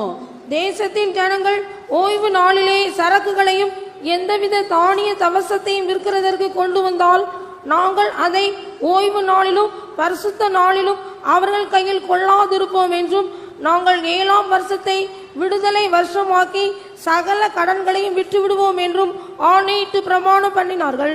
If the people of the land bring ware or any victuals on the Sabbath day to sell, that we would not buy it of them on the Sabbath or on the holy day, and that we would leave the 7th year and the exaction of every debt.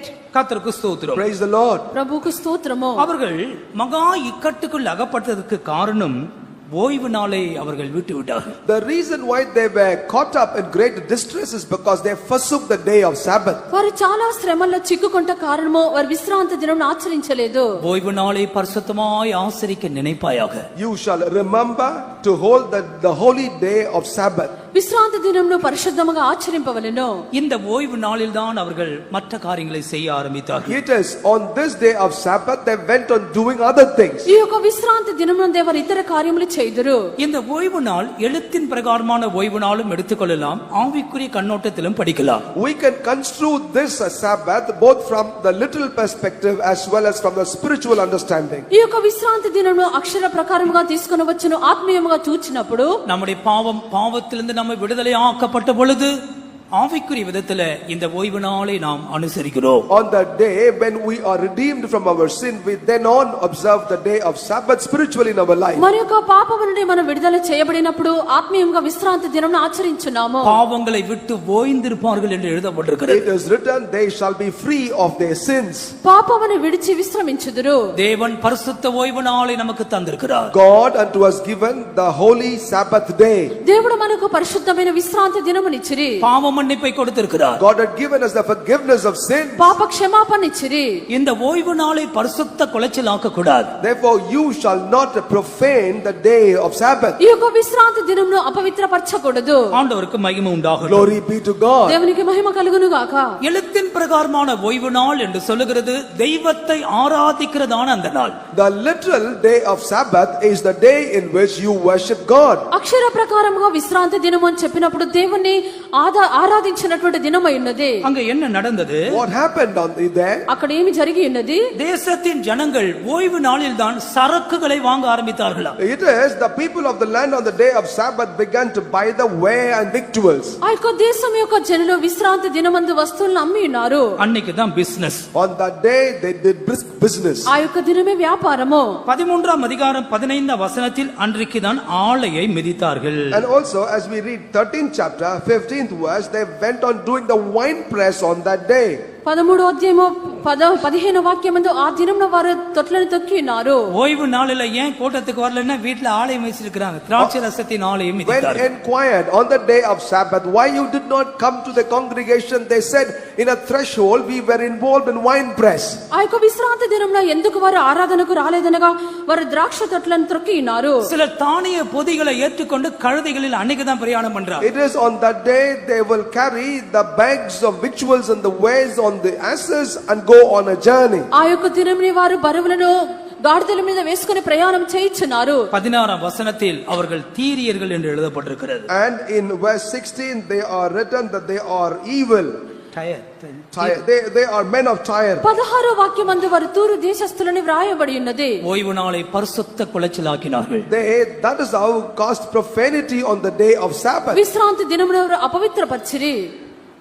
ஒரு பொல்லாத பிச்சைக்காரனை குறித்து ஒரு கதை சொல்றேன். Let me share a story about a wicked beggar. ఒక దుష్టుడైనటువంటి భిక్షకుని గురించి ఒక కథ చెప్పెదను. ஒரு பொல்லாத பிச்சைக்காரன் இருந்தார். There was a wicked beggar. ఒక చెడ్డ భిక్షకుడు ఉండెను.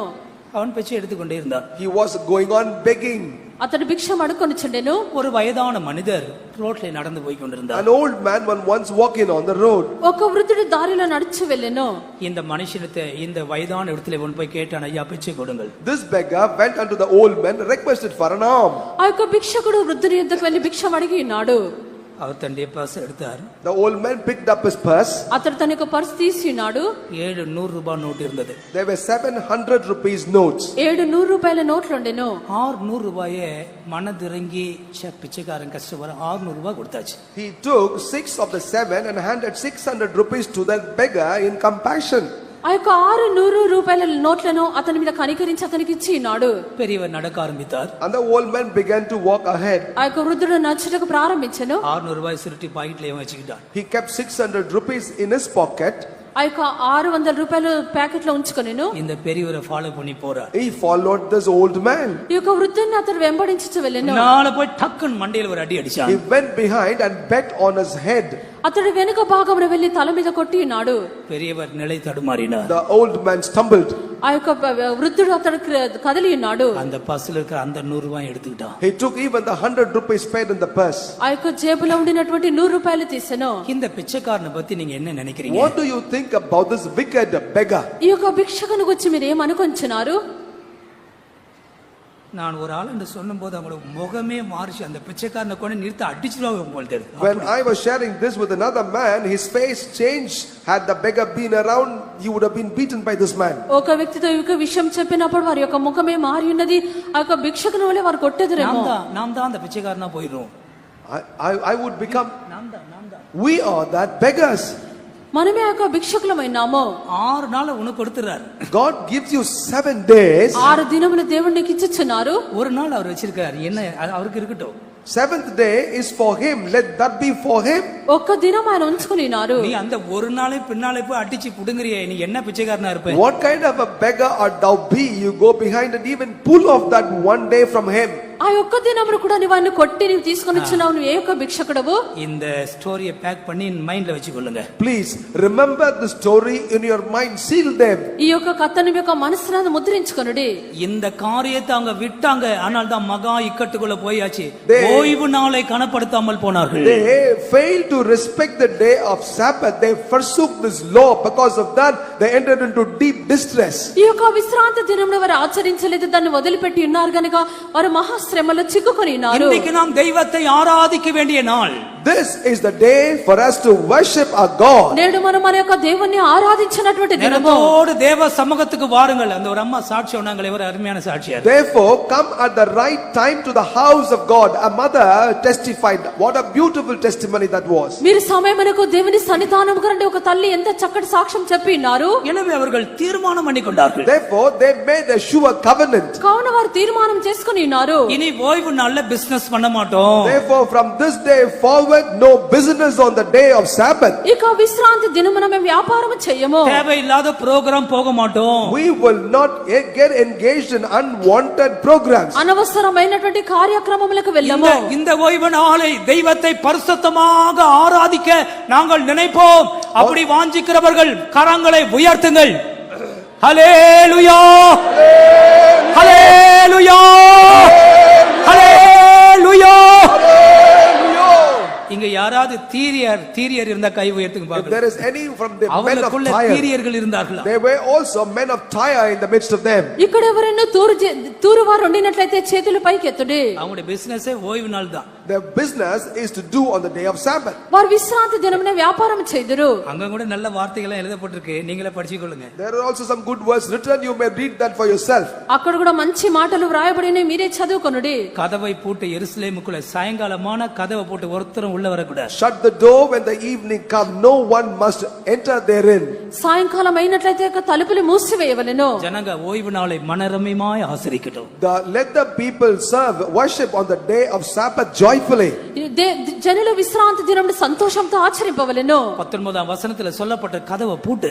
In verse 19 it is mentioned, shut the doors. 19వ వాక్యమున యొక్క గుమ్మములు మూసివేయవలెను. தேவையில்லாத burdens சுமையை உள்ள கொண்டு வராத. Do not bring unwanted or redundant burdens in yourself. అనవసరమైనటువంటి భారములు లోపలికి తీసుకొని రాకూడదు. காவல்காரரை நிறுத்து, வாட்ச்மேனை நிறுத்து. Keep the watchman at the door. ఆ యొక్క గుమ్మముల యొద్ద కావలి వారు నుంచుము. வெளியே ராத்தங்கினார்களாம் பாரத்தோட வியாபாரிகள். And therefore the businessman stayed outside the camp in the night time. ఆ యొక్క వర్తకులు రాత్రి సమయమందు వారు బయట నిలిచినారు. மறுபடியும் இப்படி செய்தால் உங்களை அடிப்பேன், கை போடுவேன். If you do so again like this, I will smite you. మరొకసారి మీరు చేసినట్లయితే నేను మిమ్మల్ని కొట్టుదును. இப்படி செய்தீங்கன்னா, If you do again like இதெல்லாம் this, சைலண்டா வாசிக்க చేసినట్లయితే சைலண்டா வாசிக்க வேண்டிய பகுதியை நீங்க வாசித்துக் கொள்ளுங்க. these are matters that you need to read for yourself. ఇవి Please read మీరే that for yourself. చదువుకొనుడి. கர்த்தருக்கு ஸ்தோத்திரம். Praise the Lord. ప్రభువుకు స్తోత్రము.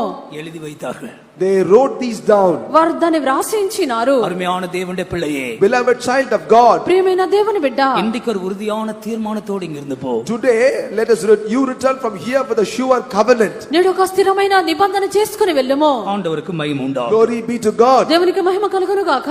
இவர்கள் ஓய்வு நாளை பரிசுத்தமாய் ஆசரிக்க தீர்மானம் எடுத்துக்கொண்டார்கள். And they determined to keep the day of Sabbath as a holy day.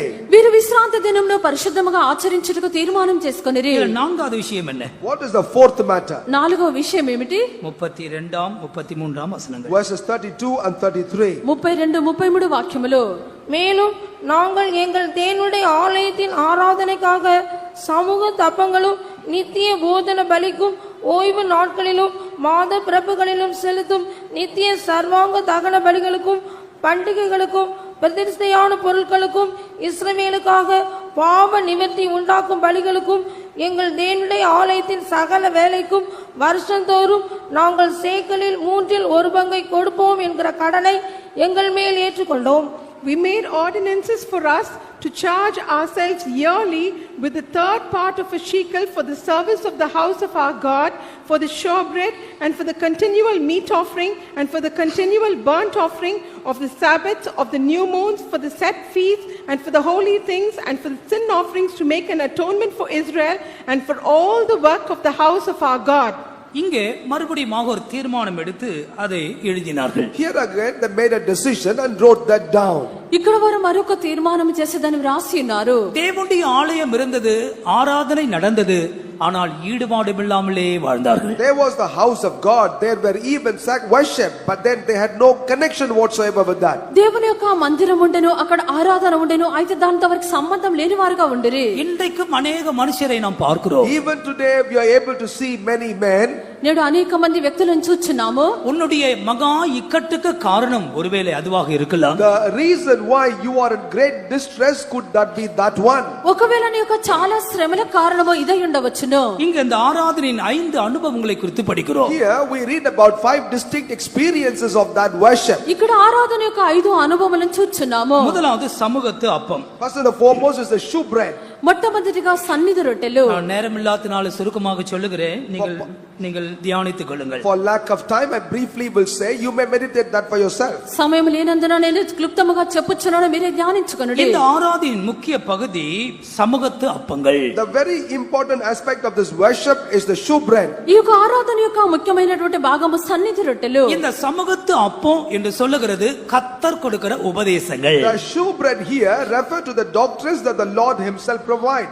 ఈ యొక్క సవరింపబడిన రొట్టె అని చెప్పినప్పుడు దేవుడు ఇచ్చినటువంటి ఉపదేశములు. இந்த சமூகத்து அப்பங்களை அவங்க செய்யணும், ஆனா ஜனங்களை கண்டுகொள்ளாமல் இருந்தார்கள். We made the shewbreads in that place, but the people paid no attention to it. అక్కడ సన్నిధి రొట్టెలు చేయబడవల్లో, అయితే జనులు దాని మీద శ్రద్ధ చూపలేదు. இது நம்முடைய வாழ்க்கையில் எப்படி சம்பந்தப்படுத்தலாம்? How could we connect this to our life? ఇది మన యొక్క జీవితమందు ఎలాగున మనం చూడవచ్చును. ஒவ்வொரு தேவ பிள்ளைகளும் இந்த உபதேசத்திற்காக பிரயாசப்படுதலை அது காண்பிக்கிறது. That shows every child of God will have to endeavor for these doctrines. ప్రతి దేవుని యొక్క బిడ్డ ఈ యొక్క ఉపదేశం నిమిత్తము ప్రయాసపడుట. உபதேசத்திற்காக பிரயாசப்படுகிறவர்களுக்கு இரட்டிப்பான கனத்தை செலுத்த வேண்டும். Those people that labor, endeavor for the doctrine must be offered double honor. ఈ యొక్క ఉపదేశం నిమిత్తము ప్రయాసపడినటువంటి వారికి రెండంతల సన్మానం ఇవ్వవలెను. அருமையான கர்த்தருடைய ஜனமே, இந்த சமூகத்து அப்பங்களுக்காக நீ பிரயாசப்படுகிறவர்களா இருக்க வேண்டும். Beloved people of God, you must be the person that endeavor for the shewbread. దేవుని యొక్క జనులారా, ఈ యొక్క సన్నిధి రొట్టెల నిమిత్తము మీరు ప్రయాసపడువారుగా ఉండవలెను. இரண்டாவதாக நித்திய போஜன பலிகள். Secondly, those are everlasting meat offering. రెండవదిగా ఈ యొక్క నిత్య నైవేద్యము. இந்த தேவாலயத்திலே நித்தியமான போஜன பலிகள் செலுத்த வேண்டும். Now in the house of God there must be continual meat offerings. దేవుని యొక్క మందిరమునందు నిత్య నైవేద్యములు ஆனால் చెల్లింపబడవలెను. அவர்களோ மறந்தே போனார்கள். But they forgot that completely. అయితే వారు దాన్ని మర్చిపోయినారు. இதனுடைய அர்த்தம் தேவ சித்தம் செய்வதை காண்பிக்கிறது. The meaning of this shows to do the perfect will of God. దీని యొక్క అర్థము దేవుని యొక్క చిత్తము చేయుట ఉన్నది. போஜன பலி என்று சொல்லுகிறது உன்னை குறித்துதான உன் பிதாவின் சித்தம், இதை நீ மறக்காதே, தேவ சித்தத்தை நினைத்து பார். Meat offering is the will of God concerning your father. You must not forget, remember the meat offering. నైవేద్యము అని చెప్పినప్పుడు నిన్ను గుచ్చినటువంటి దేవుని యొక్క చిత్తము, దీనిని నువ్వు మర్చిపోకూడదు. மகா இக்கட்டில் அகப்பட்டிருக்கிற தேவ பிள்ளையே, இதோ கர்த்தர் போஜன பலியை குறித்து உன்னோடு பேசுகிறார். நீ தேவ சித்தம், பிதாவின் மனதை செய்யும்படியாக இன்றைக்கு தீர்மானித்துக்கொள். Child of God caught up in great distress, the Lord is speaking with you about doing the continual will of God, which meat offering, the continual will of God. Remember and surrender yourself for that today. చాలా శ్రమల్లో చిక్కుకొనుడిన దేవుని యొక్క బిడ్డ, ఈ యొక్క నైవేద్యం అని చెప్పబడినటువంటి నిన్ను గుచ్చిన దేవుని యొక్క చిత్తమును నువ్వు తెలుసుకొని దానికి అప్పగించుకొనవలెను. அடுத்தது என்ன? What is next? తరువాత ఏమిటి? ஓய்வு நாட்களிலும் மாத பிறப்புகளிலும் செலுத்தும் நித்திய சர்வாங்க பலி. And secondly is the continual burnt offering offered on the day of Sabbath and also new months. నిత్యం అర్పించు దహన బలి, విశ్రాంతి దినములోను అమావాస్యల విషయంలోను అర్పించబడినటువంటి పండుగ. தினந்தோறும் தகன பலி செலுத்தணும். One will have to offer burnt offerings daily. నిత్యము దహన బలి అర్పించవలెను. ஓய்வு நாட்களை செலுத்தணும். It must be offered on the day of Sabbath. విశ్రాంతి దినమున అర్పించవలెను. ஒவ்வொரு மாதத்திலும் செலுத்த And வேண்டும். also at the beginning of every new month. ప్రతి నెలలోనూ అర్పించవలెను. இந்த சர்வாங்க தகன பலி என்று சொல்லுகிறது நம்மையே கர்த்தருக்கு பலியாய் வைப்பதை Now காண்பிக்கிறது. this whole burnt offering refer that we offer ourselves as a whole offering unto the Lord. ఈ యొక్క సర్వాంగ దహన బలి అని చెప్పినప్పుడు మనల్ని పూర్తిగా అర్పించుట ఉన్నది. நம்முடைய சரீரத்தை ஜீவ பலியாய் தேவசித்த செய்ய ஒப்பு கொடுக்கிறதை காண்பிக்கிறது. That shows that we offer our body to do the will of God completely. మన యొక్క శరీరమును సజీవ యాగముగా దేవుని యొక్క చిత్తము చేయుటకు అర్పించుకొనుట ఉన్నది. ஆனால் இந்த ஜனங்களோ இதை மறந்து போனார்கள். சர்வாங்க தகன பலி என்ற சிந்தை இல்லாமல் போனார்கள். But these people have forgotten that they have lost the memory of burnt offering completely. అయితే ఈ యొక్క జనులు దీన్ని మర్చిపోయినారు. ఈ యొక్క సర్వాంగ దహన బలిని వారు చేయకపోయిరి. ஏன் இந்த சிறையிருப்பு, ஏன் இந்த பரிதாபமான நிலவரம்? கர்த்தர் கொடுத்த சர்வாங்க தகன பலி என்ற பிரமாணத்தை நீ விட்டு போய்விட்டாயோ? Why this captivity? Why this deplorable condition?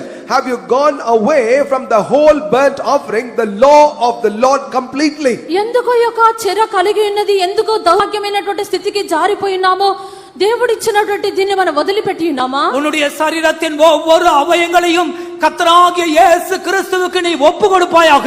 அதுதான் சர்வாங்க தகன பலி. Surrender every single member of your body unto Lord Jesus Christ. That is the whole burnt offering. నీ యొక్క శరీరం అందు ఉన్నటువంటి ప్రతి ఒక్క అవయవమును ప్రభువునకు నువ్వు సమర్పించుకొనుమో ఇదే ఈ యొక్క దహన బలి అయి ఉన్నది. ஒவ்வொரு அவயத்தையும் பலிபீடத்தின் மேல் வைக்க வேண்டும். You will have to lay every single member of your body upon the altar. నీ యొక్క శరీరంలోని ప్రతి ఒక్క అవయవమును బలిపీఠం మీద పెట్టవలెను. நாம் நமக்குரியவர்கள் அல்ல. We are not ours. మనము మనకు చెందిన వారము కాదు. இந்த சரீரத்தை இயேசு கிரயம் கொடுத்து வாங்கியிருக்கிறார். This body Lord Jesus hath bought for a price. ఈ యొక్క శరీరమును ప్రభు వెల చెల్లించుకొని ఉన్నారు. உன்னுடைய சரீரம் கிரயத்திற்கு வாங்கப்பட்ட சரீரம் இயேசு கிறிஸ்து உன்னை மீட்கும்படியாக தன்னையே பலியாக கொடுத்தான். Your body hath been bought for a price. To redeem you, Lord Jesus offered himself as a sacrifice. ఈ యొక్క శరీరము క్రయధనము చెల్లించి కొనబడినటువంటిది. నిన్ను విమోచించు నిమిత్తము క్రీస్తు తన్ను తానుగా బలిగా అర్పించుకొని ఉన్నారు. இந்த சரீரத்தினாலும் ஆவியினாலும் தெய்வத்தை மகிமைப்படுத்த வேண்டும். Therefore, with this body and spirit, we will have to glorify God. ఈ యొక్క శరీరము ద్వారాను ఆత్మ ద్వారాను దేవుణ్ణి మహిమపరచవలెను. வீணான காரியங்களுக்காக அல்ல பிரியமானவர்களே. Beloved, not for vain things. ప్రియమైన వారలారా వ్యర్థమైన కార్యముల కాదు. அதனால தான் நம்முடைய பிள்ளைகளை கூட கடிந்து கொள்றோம். உன் சரீரம் கிறிஸ்துவுக்குரியது. உன் இஷ்டத்துக்கு தாடிய மீசை வச்சிட்டு சுத்திட்டு இருக்காத. And that is the reason why we also correct our ஆடுகளை போல correct our children, saying that do not have a goat's beard. போல்டா சொல்றோம், நீ என்ன வேணாலும் பண்ணிக்கல். You may think you may do whatever you want to, but we correct our children, saying forcefully you shall not sport a goatee beard. கிரயத்துக்கு வாங்கிட்டாரு. இந்த சரீரம் சிலுவையில தொங்கும் போதே அதை வாங்கியாச்சு. இனி உன் இஷ்டத்துக்கு அல்ல, தேவ சித்தம் செய், சர்வாங்க தகன பலியாக ஒப்புக்கொடு. அதுதான் தேவன் விரும்புகிறார். God hath bought your body for a price when he was hanging on the cross. Therefore surrender your body that you may do the perfect will of God completely in your life. ఈ యొక్క శరీరమును ప్రభు వెలని చెల్లించి కొనినారు. ఈ యొక్క శరీరము సిలువలో వేలాడుచున్నది. ఈ శరీరమందు దేవుని యొక్క చిత్తం మాత్రమే చేయవలెను. கர்த்தருக்கு ஸ்தோத்திரம். Praise the Lord. ప్రభువుకు స్తోత్రము. இதெல்லாம் அவங்க மறந்துட்டாங்க. Many forgot that. ఇవన్నీ మర్చిపోయినారు. கிறிஸ்தவ வாழ்க்கைனா இத பாட்டு பாடிட்டு ஆசீர்வாதம் தான் அநேகர் நினைக்கிறாங்க. நோ, உன் சரீரத்தை சர்வாங்க தகன பலி செலுத்து. உன் சரீரத்தை ஜீவ பலியாய் ஒப்புக்கொடு. Many think Christian life is to clap the hands, sing song and be happy. It is not that. You need to understand that you need to offer your body as a burnt sacrifice. క్రైస్తవ జీవితం అని చెప్పినప్పుడు చప్పట్లు కొట్టి పాటలు పాడి సంతోషించి ఆశీర్వాదకరముగా జీవించడం మాత్రమే కాదు, నీ యొక్క శరీరమును సజీవ యాగముగా అర్పించవలెను. நான்காவது பிரதிஷ்டையான பொருட்கள் அல்லது பரிசுத்த பொருட்கள். Fourthly, the consecrated things or the holy things. నాలుగవదిగా ప్రతిష్టమైన పరిశుద్ధమైన వస్తువులు. கர்த்தருக்கு ஸ்தோத்திரம். Praise the Lord. ప్రభువుకు స్తోత్రము. தேவனுடைய ஆலயத்துக்கு பிரதிஷ்டையான பொருட்களை, பரிசுத்த பொருட்களை கொண்டு வரணும், மறந்தே போயிட்டாங்க. They will have to bring the consecrated, sacrificed articles to the temple of God, which they forgot. దేవుని యొక్క మందిరమునకు ప్రతిష్టమైన వస్తువులను తెచ్చుటకు మర్చిపోయినారు. அதன் அர்த்தம் என்ன? What does that mean? దీని యొక్క అర్థం ఏమిటి? ஒரு பிரதிஷ்டையுள்ள ஜீவியம். That is a life of consecration. ప్రతిష్ట కలిగినటువంటి జీవితము. இன்னொரு அர்த்தத்தில் ஒரு வேறுபாட்டின் வாழ்க்கை. In other words, a life of separation. మరొక అర్థం నందు ప్రత్యేక జీవితము. கிறிஸ்தவ வாழ்க்கை வேறுபாட்டின் வாழ்க்கை. Life of Christianity is a life of separation. క్రైస్తవ జీవితమే ప్రత్యేకమైన జీవితము. கர்த்தருக்கு அந்நியமானவைகளை விட்டு விலகி வாருங்கள்.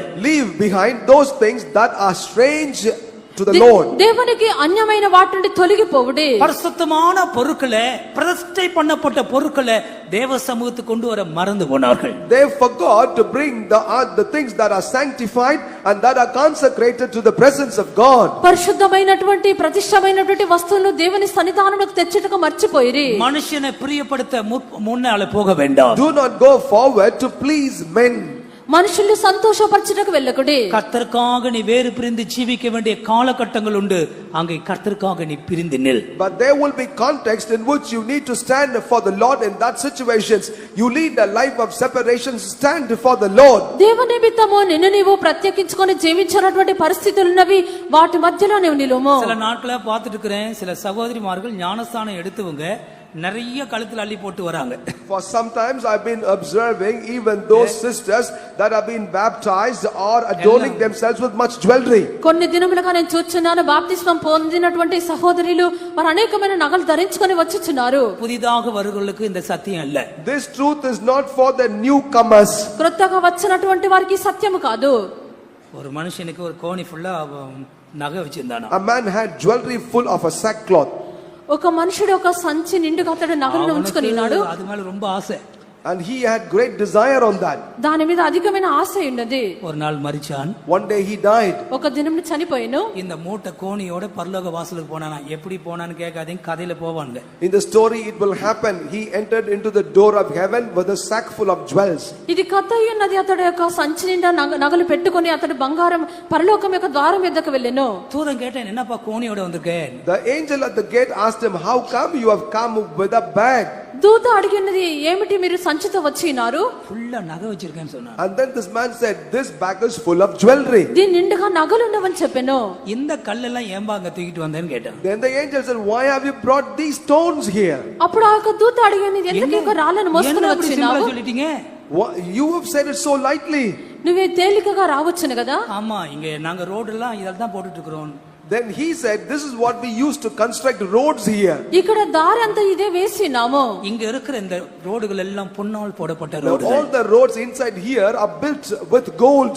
ఇక్కడ వేయబడిన అటువంటి ఒక దారి అంతా బంగారంతో వేయబడినది. நாங்கள் நகைகளுக்கு எதிரி அல்ல. We are not enemies to jewelry. మనం నగలకు విరోధులము కాదు. பாஸ்டர் பாபி போதித்த ஒரு கருத்து என் மனசுல சரியா பதிந்தது. One truth that Pastor Bobby taught unto us is deeply struck in my mind. Pastor Bobby గారు బోధించినటువంటి ఆ యొక్క సత్యము నా మనసులో நகை ఉన్నది. போட்டவர்களுக்கு நாங்க எதிரிகள் அல்ல. We are not enemies to those that have jewelry. నగలు వేసుకున్న వారికి మేము విరోధులము కాదు. மனத்தாழ்மையுள்ள ஒரு கிறிஸ்தவ வாழ்க்கைக்கு இந்த அலங்காரம் எதிரியா இருக்குதுன்னு தான் நாங்க போதிக்கிறோம். But we teach that this decoration stands as an enemy against a humble and a meek life. దీన మనసు సాత్వికము కలిగినటువంటి జీవితమునకు ఈ యొక్క నగలు ధరించుకొనుట అనేది విరోధమై ఉన్నది. மனத்தாழ்மைக்கு விரோதமான ஒரு ஆவி அது. This is a spirit against the spirit of meekness. ఈ యొక్క దీన మనసుకు విరోధమైనటువంటి ఆత్మ. எனவே வேறுபட்டு ஜீவியுங்கள். Therefore lead a life of separation. కావున ప్రత్యేకించుకొని జీవించుడి. அந்த அதிகாரத்திலே அந்த வசனத்தின் கடைசி பகுதி என்ன? Oh, in the same verse, what is the last portion? ఆ యొక్క వాక్యం యొక్క చివరి భాగం ఏమిటి? இஸ்ரவேலுக்காக பாவ நிவர்த்தி உண்டாக்கும் பலிகள். And there are sacrifices for the remission of sins of the Israelites.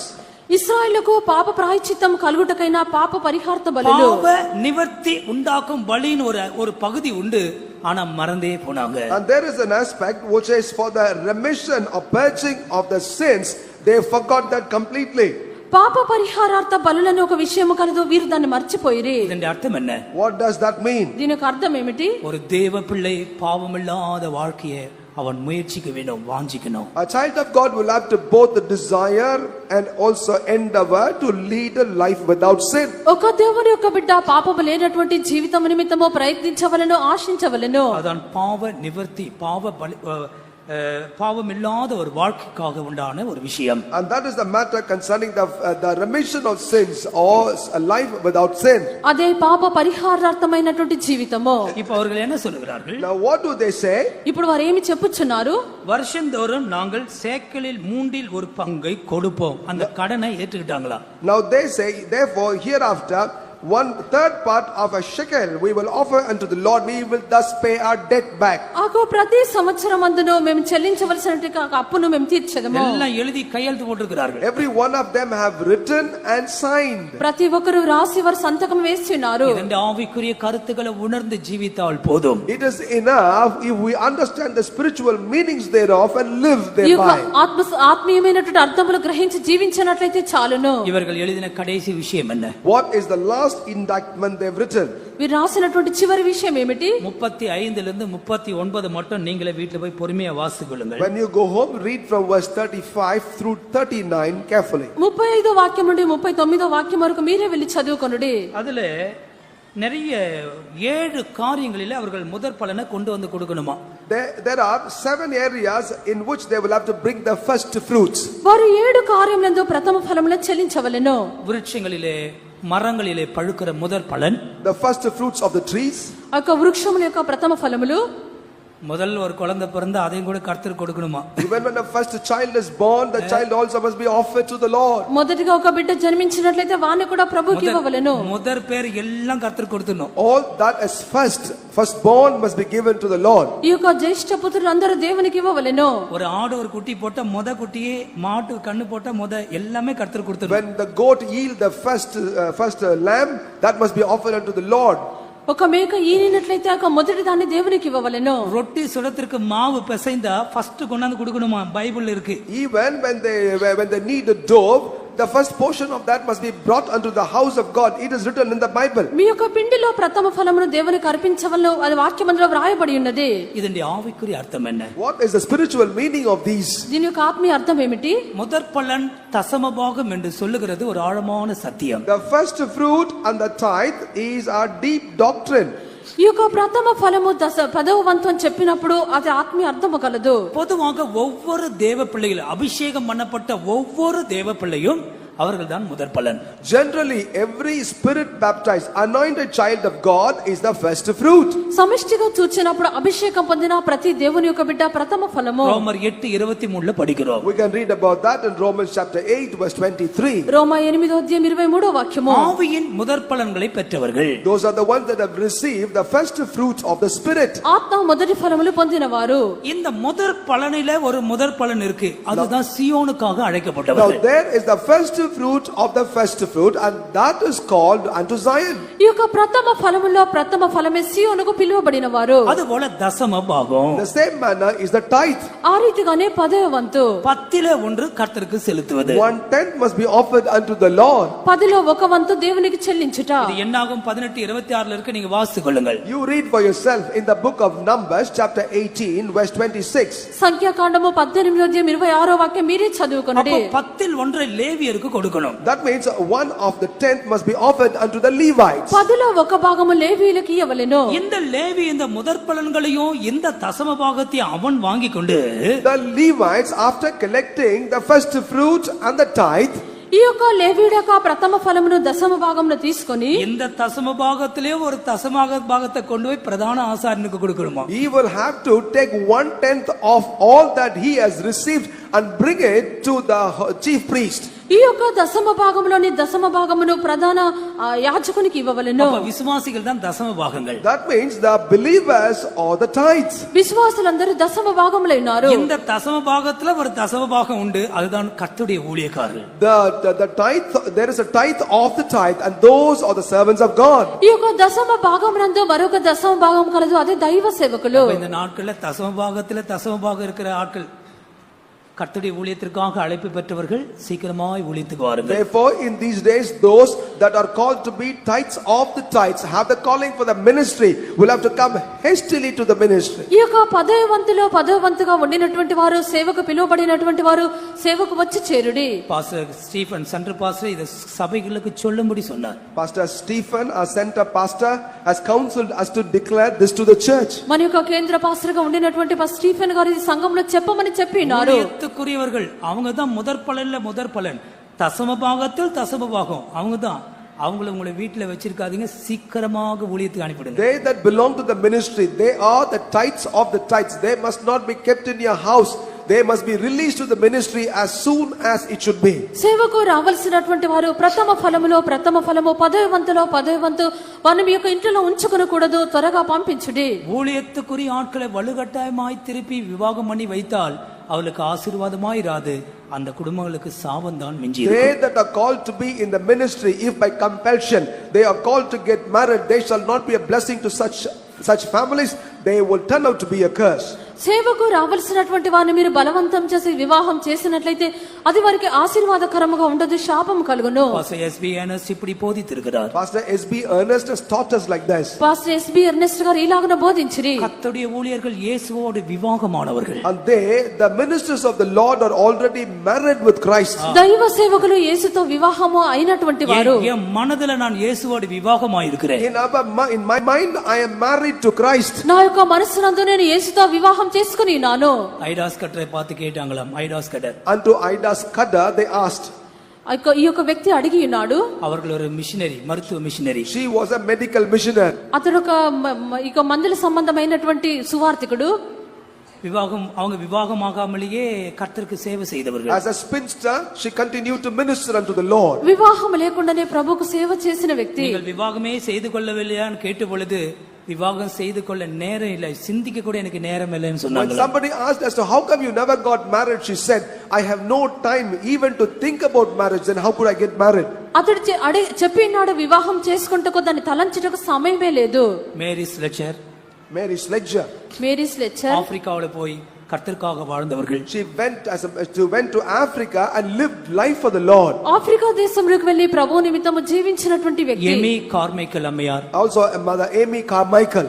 ఈ యొక్క ఎమీ కార్మైకల్ எத்தனையோ பேர் அப்படி தியாகமாக வாழ்ந்திருக்கிறார்கள். Many countless people like that have lived a sacrificial life. ఇలాగనే ఎంతో మంది ప్రభు నిమిత్తము త్యాగం చేసి జీవించినారు. తీర్మానం பண்ணுங்க, முதற் பலன்லாம் கர்த்தருக்கு கொடுத்துற ஆண்டவரே. Therefore make a decision, all first fruits must be given to the Lord. ప్రభువా నాకు ప్రథమ ఫలమును ప్రభువుకు అర్పించెదను. இதுதான் எழுதுனாங்க. And this is what they wrote down. వారు దానిని అక్కడ వ్రాసినారు. ఇది கொடுக்காததனால தான் வாழ்க்கையில இவ்வளவு தீங்கு அவங்க அனுபவிச்சாங்க. Because they have not given like that, they had to suffer so much distress in their life. వారు ఇవ్వనందు చేతనే ఇన్ని శ్రమలు వారు అనుభవించినారు. Let us close our eyes. కన్నులు మూసెదము. நாம் தேவனோடு கூட உறுதியான தீர்மானம் எடுத்துக்கொள்வோம். With God let us make a sure covenant. మనము దేవునితో స్థిరమైనటువంటి తీర్మానములకు వచ్చెదము. సత్యத்திற்காக జీవిక తీర్మానం எடுத்துக்கொள்ளுங்கள். Let us determine to live for the truth. సత్యము కొరకు జీవించుటకు మనం తీర్మానించదము. వివాహ సంబంధங்களில் వివాహங்கள் இருக்கிறதான குழப்பங்களுக்கு ஒரு முடிவுக்கு வாருங்கள். Let us come to an end with regard to the confusions regarding marriages. వివాహ కార్యములందు ఉండినటువంటి యొక్క కల్లోలములకు ముగింపుకు రండి. ఓய்வு நாளை பரிசுத்த குலைச்சலாக்கினதை நினைத்து சீர்படுத்துவோமாக. Let us remember as to how we inflicted profanity on the day of Sabbath and be corrected. విశ్రాంతి దినములో అపవిత్రపరిచినటువంటి కార్యములను మనము పరిశీలించుకొని తిరిగి వచ్చేదము. దేవాలయத்தின் ஆராதனைக்கு அடுத்த காரியங்களுக்கு முக்கியத்துவம் கொடுப்போம். In the matters concerning the house of God, let us give importance. దేవుని యొక్క మందిరము ఆరాధన యొక్క విషయమునకు ప్రాముఖ్యతనిచ్చెదము. முதற் பலன்களிலே முதற் பலனை கர்த்தருடைய சமூகத்தில் கொடுப்போம். First fruit of the first fruit must be offered to the presence of God. ప్రథమ ఫలములు దేవునికి అర్పించెదము. 2 நிமிஷம் மாத்திரம் கொடுக்கிறேன். I only give you 2 minutes. 2 నిమిషములు మాత్రం ఇచ్చెదను. முழங்காலில் நின்று கர்த்தரோடு புதிய தீர்மானம் எடுத்துக்கொள்ளுங்கள். Please be on your knees and make a முடியாதவர்கள் எழுந்து new நிற்கலாம். covenant with the Lord. మోకాళ్ళ మీద ఉండే దేవునితో తీర్మానం చేసుకుంటే వీలు కాని వారు లేచి నిలవబడుడి. முழங்கால் நிற்க முடியாதவங்க எழுந்து நிற்கலாம். If you cannot be on the knees, you may stand up. మోకాళ్ళ మీద ఉండలేని వారు లేచి నిలవబడుడి. இப்படி நாங்கள் உறுதியான தீர்மானம் பண்ணினோம். This is how we made a sure covenant. ఇలాగనే మేము స్థిరమైన తీర్మానం చేసుకుంటేమి. அதை எழுதினார்கள். And they wrote that down. వారు దాన్ని రాసి ఉన్నారు. அதற்கு முத்திரை போட்டார்கள். And they even sealed upon it. వారు దానికి ముద్ర వేసిరి. இன்றைக்கு உறுதியான தீர்மானம் எடுத்து விட்டு இந்த இடத்தை விட்டு கடந்து போவோம். Today after making a sure covenant, we shall go from here. నేడు స్థిరమైనటువంటి ఒక నిబంధన చేసుకొని స్థలం నుండి తిరిగి వెళ్ళుడి. உங்களுடைய வாழ்க்கையை கர்த்தர் ஆசீர்வதிப்பார். The Lord will bless your life. మన యొక్క జీవితమును ప్రభు ఆశీర్వదించు. హల్లెలూయా. స్తోత్రం స్తోత్రం స్తోత్రం స్తోత్రం. Thank you Lord. Thank you. இந்த நேசத்தை நிந்தையாய் தள்ளினேன். இந்த நேசத்தை நிந்தையாய் தள்ளினேன். மகா பாவத்தை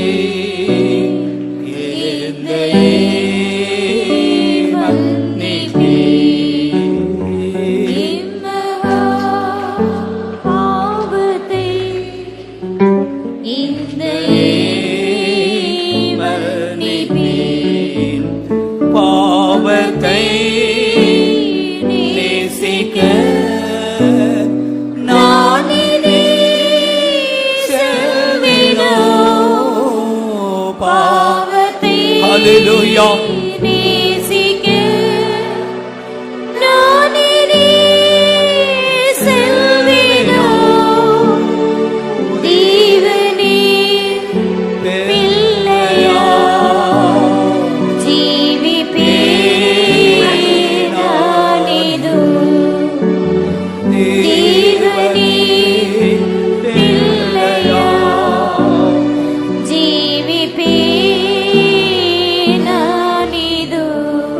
கர்த்தர் நம்முடைய தீர்மானங்களை அவர் கவனித்துக் கொண்டே இருக்கிறார். The Lord is going on considering our decisions. கர்த்தர் சந்திக்கிற நேரங்கள் இவைகள்.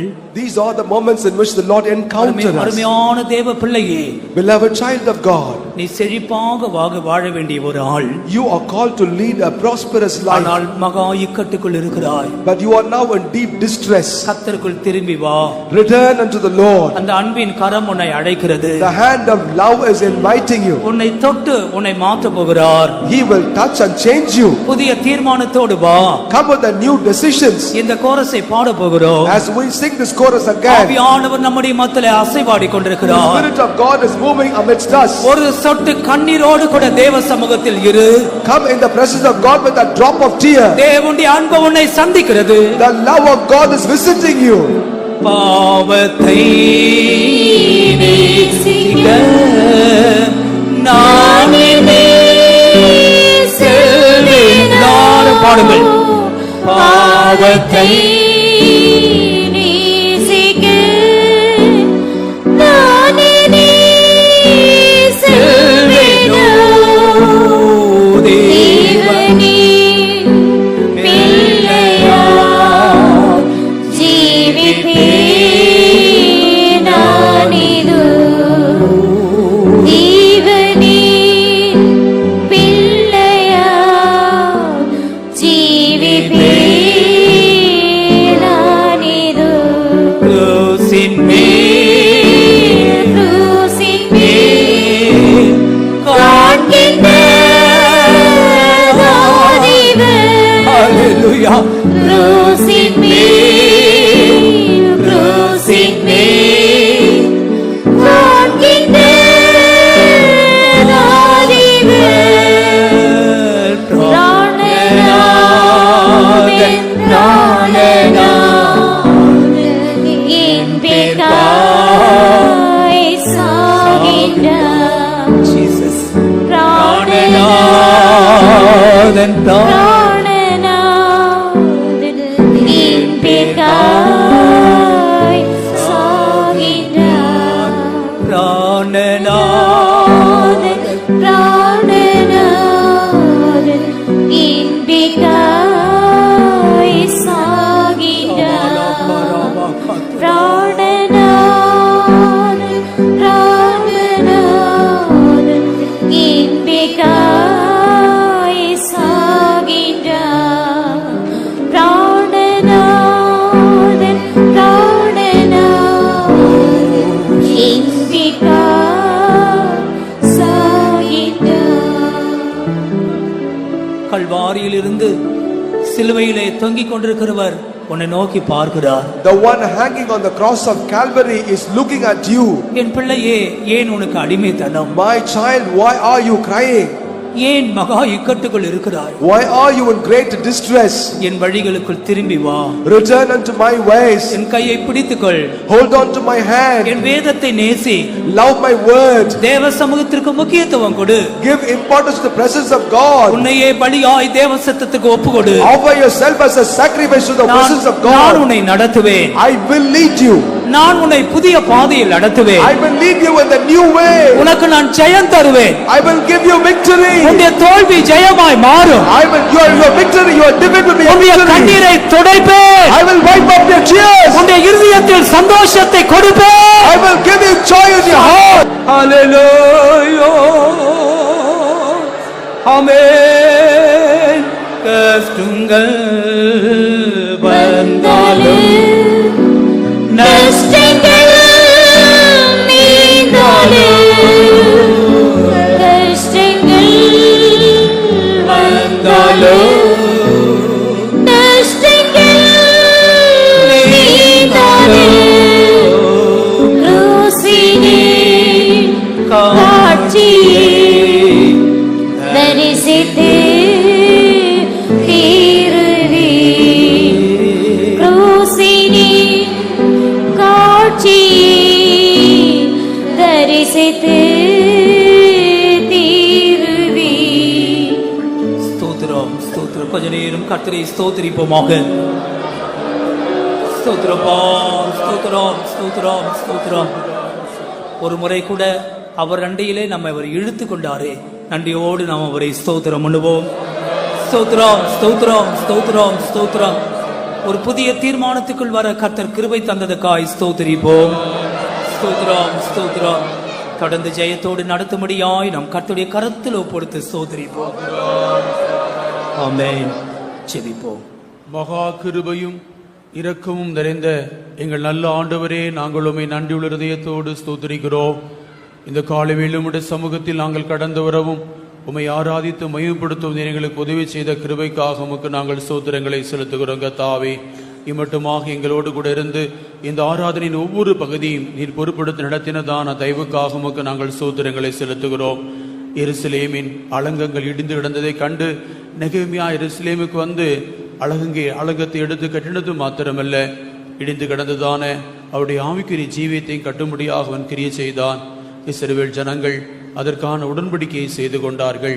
அவர்கள் சத்தியத்தை தேடும்படியாக, சத்தியத்தை நோக்கும்படியாக, சத்தியத்தை கீழ்ப்படியும்படியாக, சத்தியத்திலே அன்பு கூறும்படியாக, சத்தியத்தை கை கொண்டு நடப்போம் என்கிறதான அந்த தீர்மானத்தை எடுத்தது போல இந்த காலைவேளையும் இந்த சத்தியத்தை கேட்டுக்கொண்டிருக்கிற ஒவ்வொரு தேவனுடைய பிள்ளைகளும் இந்த சத்தியத்தை கை கொள்ளத்தக்கதான கிருபையை நீ தர வேண்டும் என்று நம்முடைய சமூகத்திலே கை கொள்ள கெபிக்கிறோங்க. தாவே ஆண்டவரே, நம்முடைய சத்தியத்தை கை கொண்டு வருகிற நீதியுள்ள ஜாதிகள் பேசிப்பதற்கு நீ வாசலை திறவுங்கள் என்று சொல்லுகிற தேவன், இந்த சத்தியத்தை கை கொள்ள ஒவ்வொரு தேவனுடைய பிள்ளைகளுக்கு நீ கிருபை தர வேண்டும் என்று நம்முடைய சமூகத்தில் வேண்டிக் கொள்கிறோங்க. தாவே, அன்றைக்கு அவர்கள் தீர்மானம் எடுத்தது போல மறுஜாதியான ஸ்திரீகளை வாகம் பண்ணுகிற காரியத்தில் அவர்கள் தங்களுடைய ஜீவியத்தை சரிப்படுத்தி கொண்டது போல இன்றைக்கு அந்த விஷயத்திலே தவறி இருக்கிற ஒருவரும் தங்களை தரிசுப்படுத்திக் கொள்ள நீ கிருபை கொடுக்க வேண்டும் என்று ஜெபிக்கிறோங்க. தாவே ஆண்டவரே, அந்நிய நுகத்தில் அவிசுவாசிகளுடைய பிணைக்கப்படாதிருக்கிற உறுதியான தீர்மானத்தோடு இந்த சத்தியத்தை கேட்டுக்கொண்டிருக்கிற ஒவ்வொரு தேவனுடைய பிள்ளைகளும் கடந்து போக நீ கிருபை தர வேண்டும் என்று ஜெபிக்கிறோம். அந்த வல்லமைகள் ஒருவரையும் தொடுவதற்கு இடக்கூடாதபடிக்கு கர்த்தர் காத்துக்கொள்ள வேண்டும் என்று நம்முடைய சமூகத்தில் வேண்டிக் கொள்ளுகிறோங்க. தாவே, பரிசுத்தமான ஆராதனை, பரிசுத்த குலைச்சலாக்கிற காரியங்களை தேவனுடைய பிள்ளைகளை விட்டு அகற்றும்படியாக நாங்கள் வேண்டிக் கொள்கிறோம். இந்த ஆராதனை பரிசுத்த ஆராதனையாய் ஆசரிக்கத்தக்கதாக சமூகத்தப்பமாகிய இந்த உபதேசங்களை கைக்கொள்ள நீ கிருபை தர வேண்டும் என்று ஜெபிக்கிறோம். போஜன பலி ஆகிய தேவ சித்தம் செய்கிற ஒவ்வொருவருக்கும் உண்டாக வேண்டும் என்று நம்முடைய சமூகத்தில் நாங்கள் மன்றாடி கேட்டுக்கொள்கிறோங்க. தாவே, நித்திய சர்வாங்க தகன பலிகளாக ஒவ்வொருவரும் தங்களை ஆண்டவருக்கு ஒப்பு கொடுக்கூடியதான நல்ல இருதயத்தை நீ தந்தருள வேண்டும் என்று ஜெபிக்கிறோம். பரிசுத்த பொருட்களை கொண்டு வந்தது போல கர்த்தாவே, நம்முடைய பிள்ளைகள் ஒரு வேறுபாட்டின் ஜீவியத்தை செய்ய நீ கிருபை தர வேண்டும் என்று சன்னிதானத்திலே நாங்கள் மன்றாடி கேட்டுக்கொள்கிறோங்க. தாவே, அவனுடைய கரங்கள் இந்த விஷயத்தில் ஒவ்வொருவருக்கும் உதவி செய்ய வேண்டும் என்று நாங்கள் நம்முடைய சமூகத்தில் ஒப்புக் கொடுக்கிறோம். முதற் பலன்களாக ஒவ்வொருவரும் தங்களை தேவனுக்கு ஒப்புக் கொடுக்கிறதான அந்த காரியத்தில் உண்மையாக இருக்க உதவி செய்ய வேண்டும் என்று ஜெபிக்கிறோம். தேவ சமூகத்தை ஆண்டவரே இந்த நாள் அனுபவிக்க உதவி செய்தேன். கேட்ட சத்தியங்களின்படி ஜீவிக்கத்தக்கதான கிருபைகளை தொடர்ந்து நீ ஒருவருக்கும் தந்து நடத்தும்படியாக நம்முடைய சமூகத்தில் மன்றாடி கேட்டுக்கொள்கிறோம். தொடர்ந்து நம்முடைய சமூகம் எங்களோடு இருக்கட்டும். எல்லாம் நீரே பொறுப்படுத்த ஆசீர்வாதமாக்கி தாரும். திருக்கரத்தில் தாழ்த்தெடுக்கிறோம். இயேசு நாமத்தில் வேண்டிக் கொள்கிறோம் பிதாவே. ஆமென். ஸ்தோத்திரிப்போம். ஸ்தோத்திரம் ஸ்தோத்திரம். கர்த்தராகிய இயேசு கிறிஸ்துவின் கிருபையும் பிதாவாகிய தேவனுடைய அன்பும் பரிசுத்த ஐக்கியமும் நம்மோடும் சகல பரிசுத்தவான்களோடு அப்படியே வருகை மட்டும் இருப்பதாக. ஆமென். ஹல்லேலூயா, ஹல்லேலூயா, ஹல்லேலூயா. எல்லாருக்கும் ஸ்தோத்திரம். கர்த்தர் உங்களை ஆசீர்வதிப்பாராக.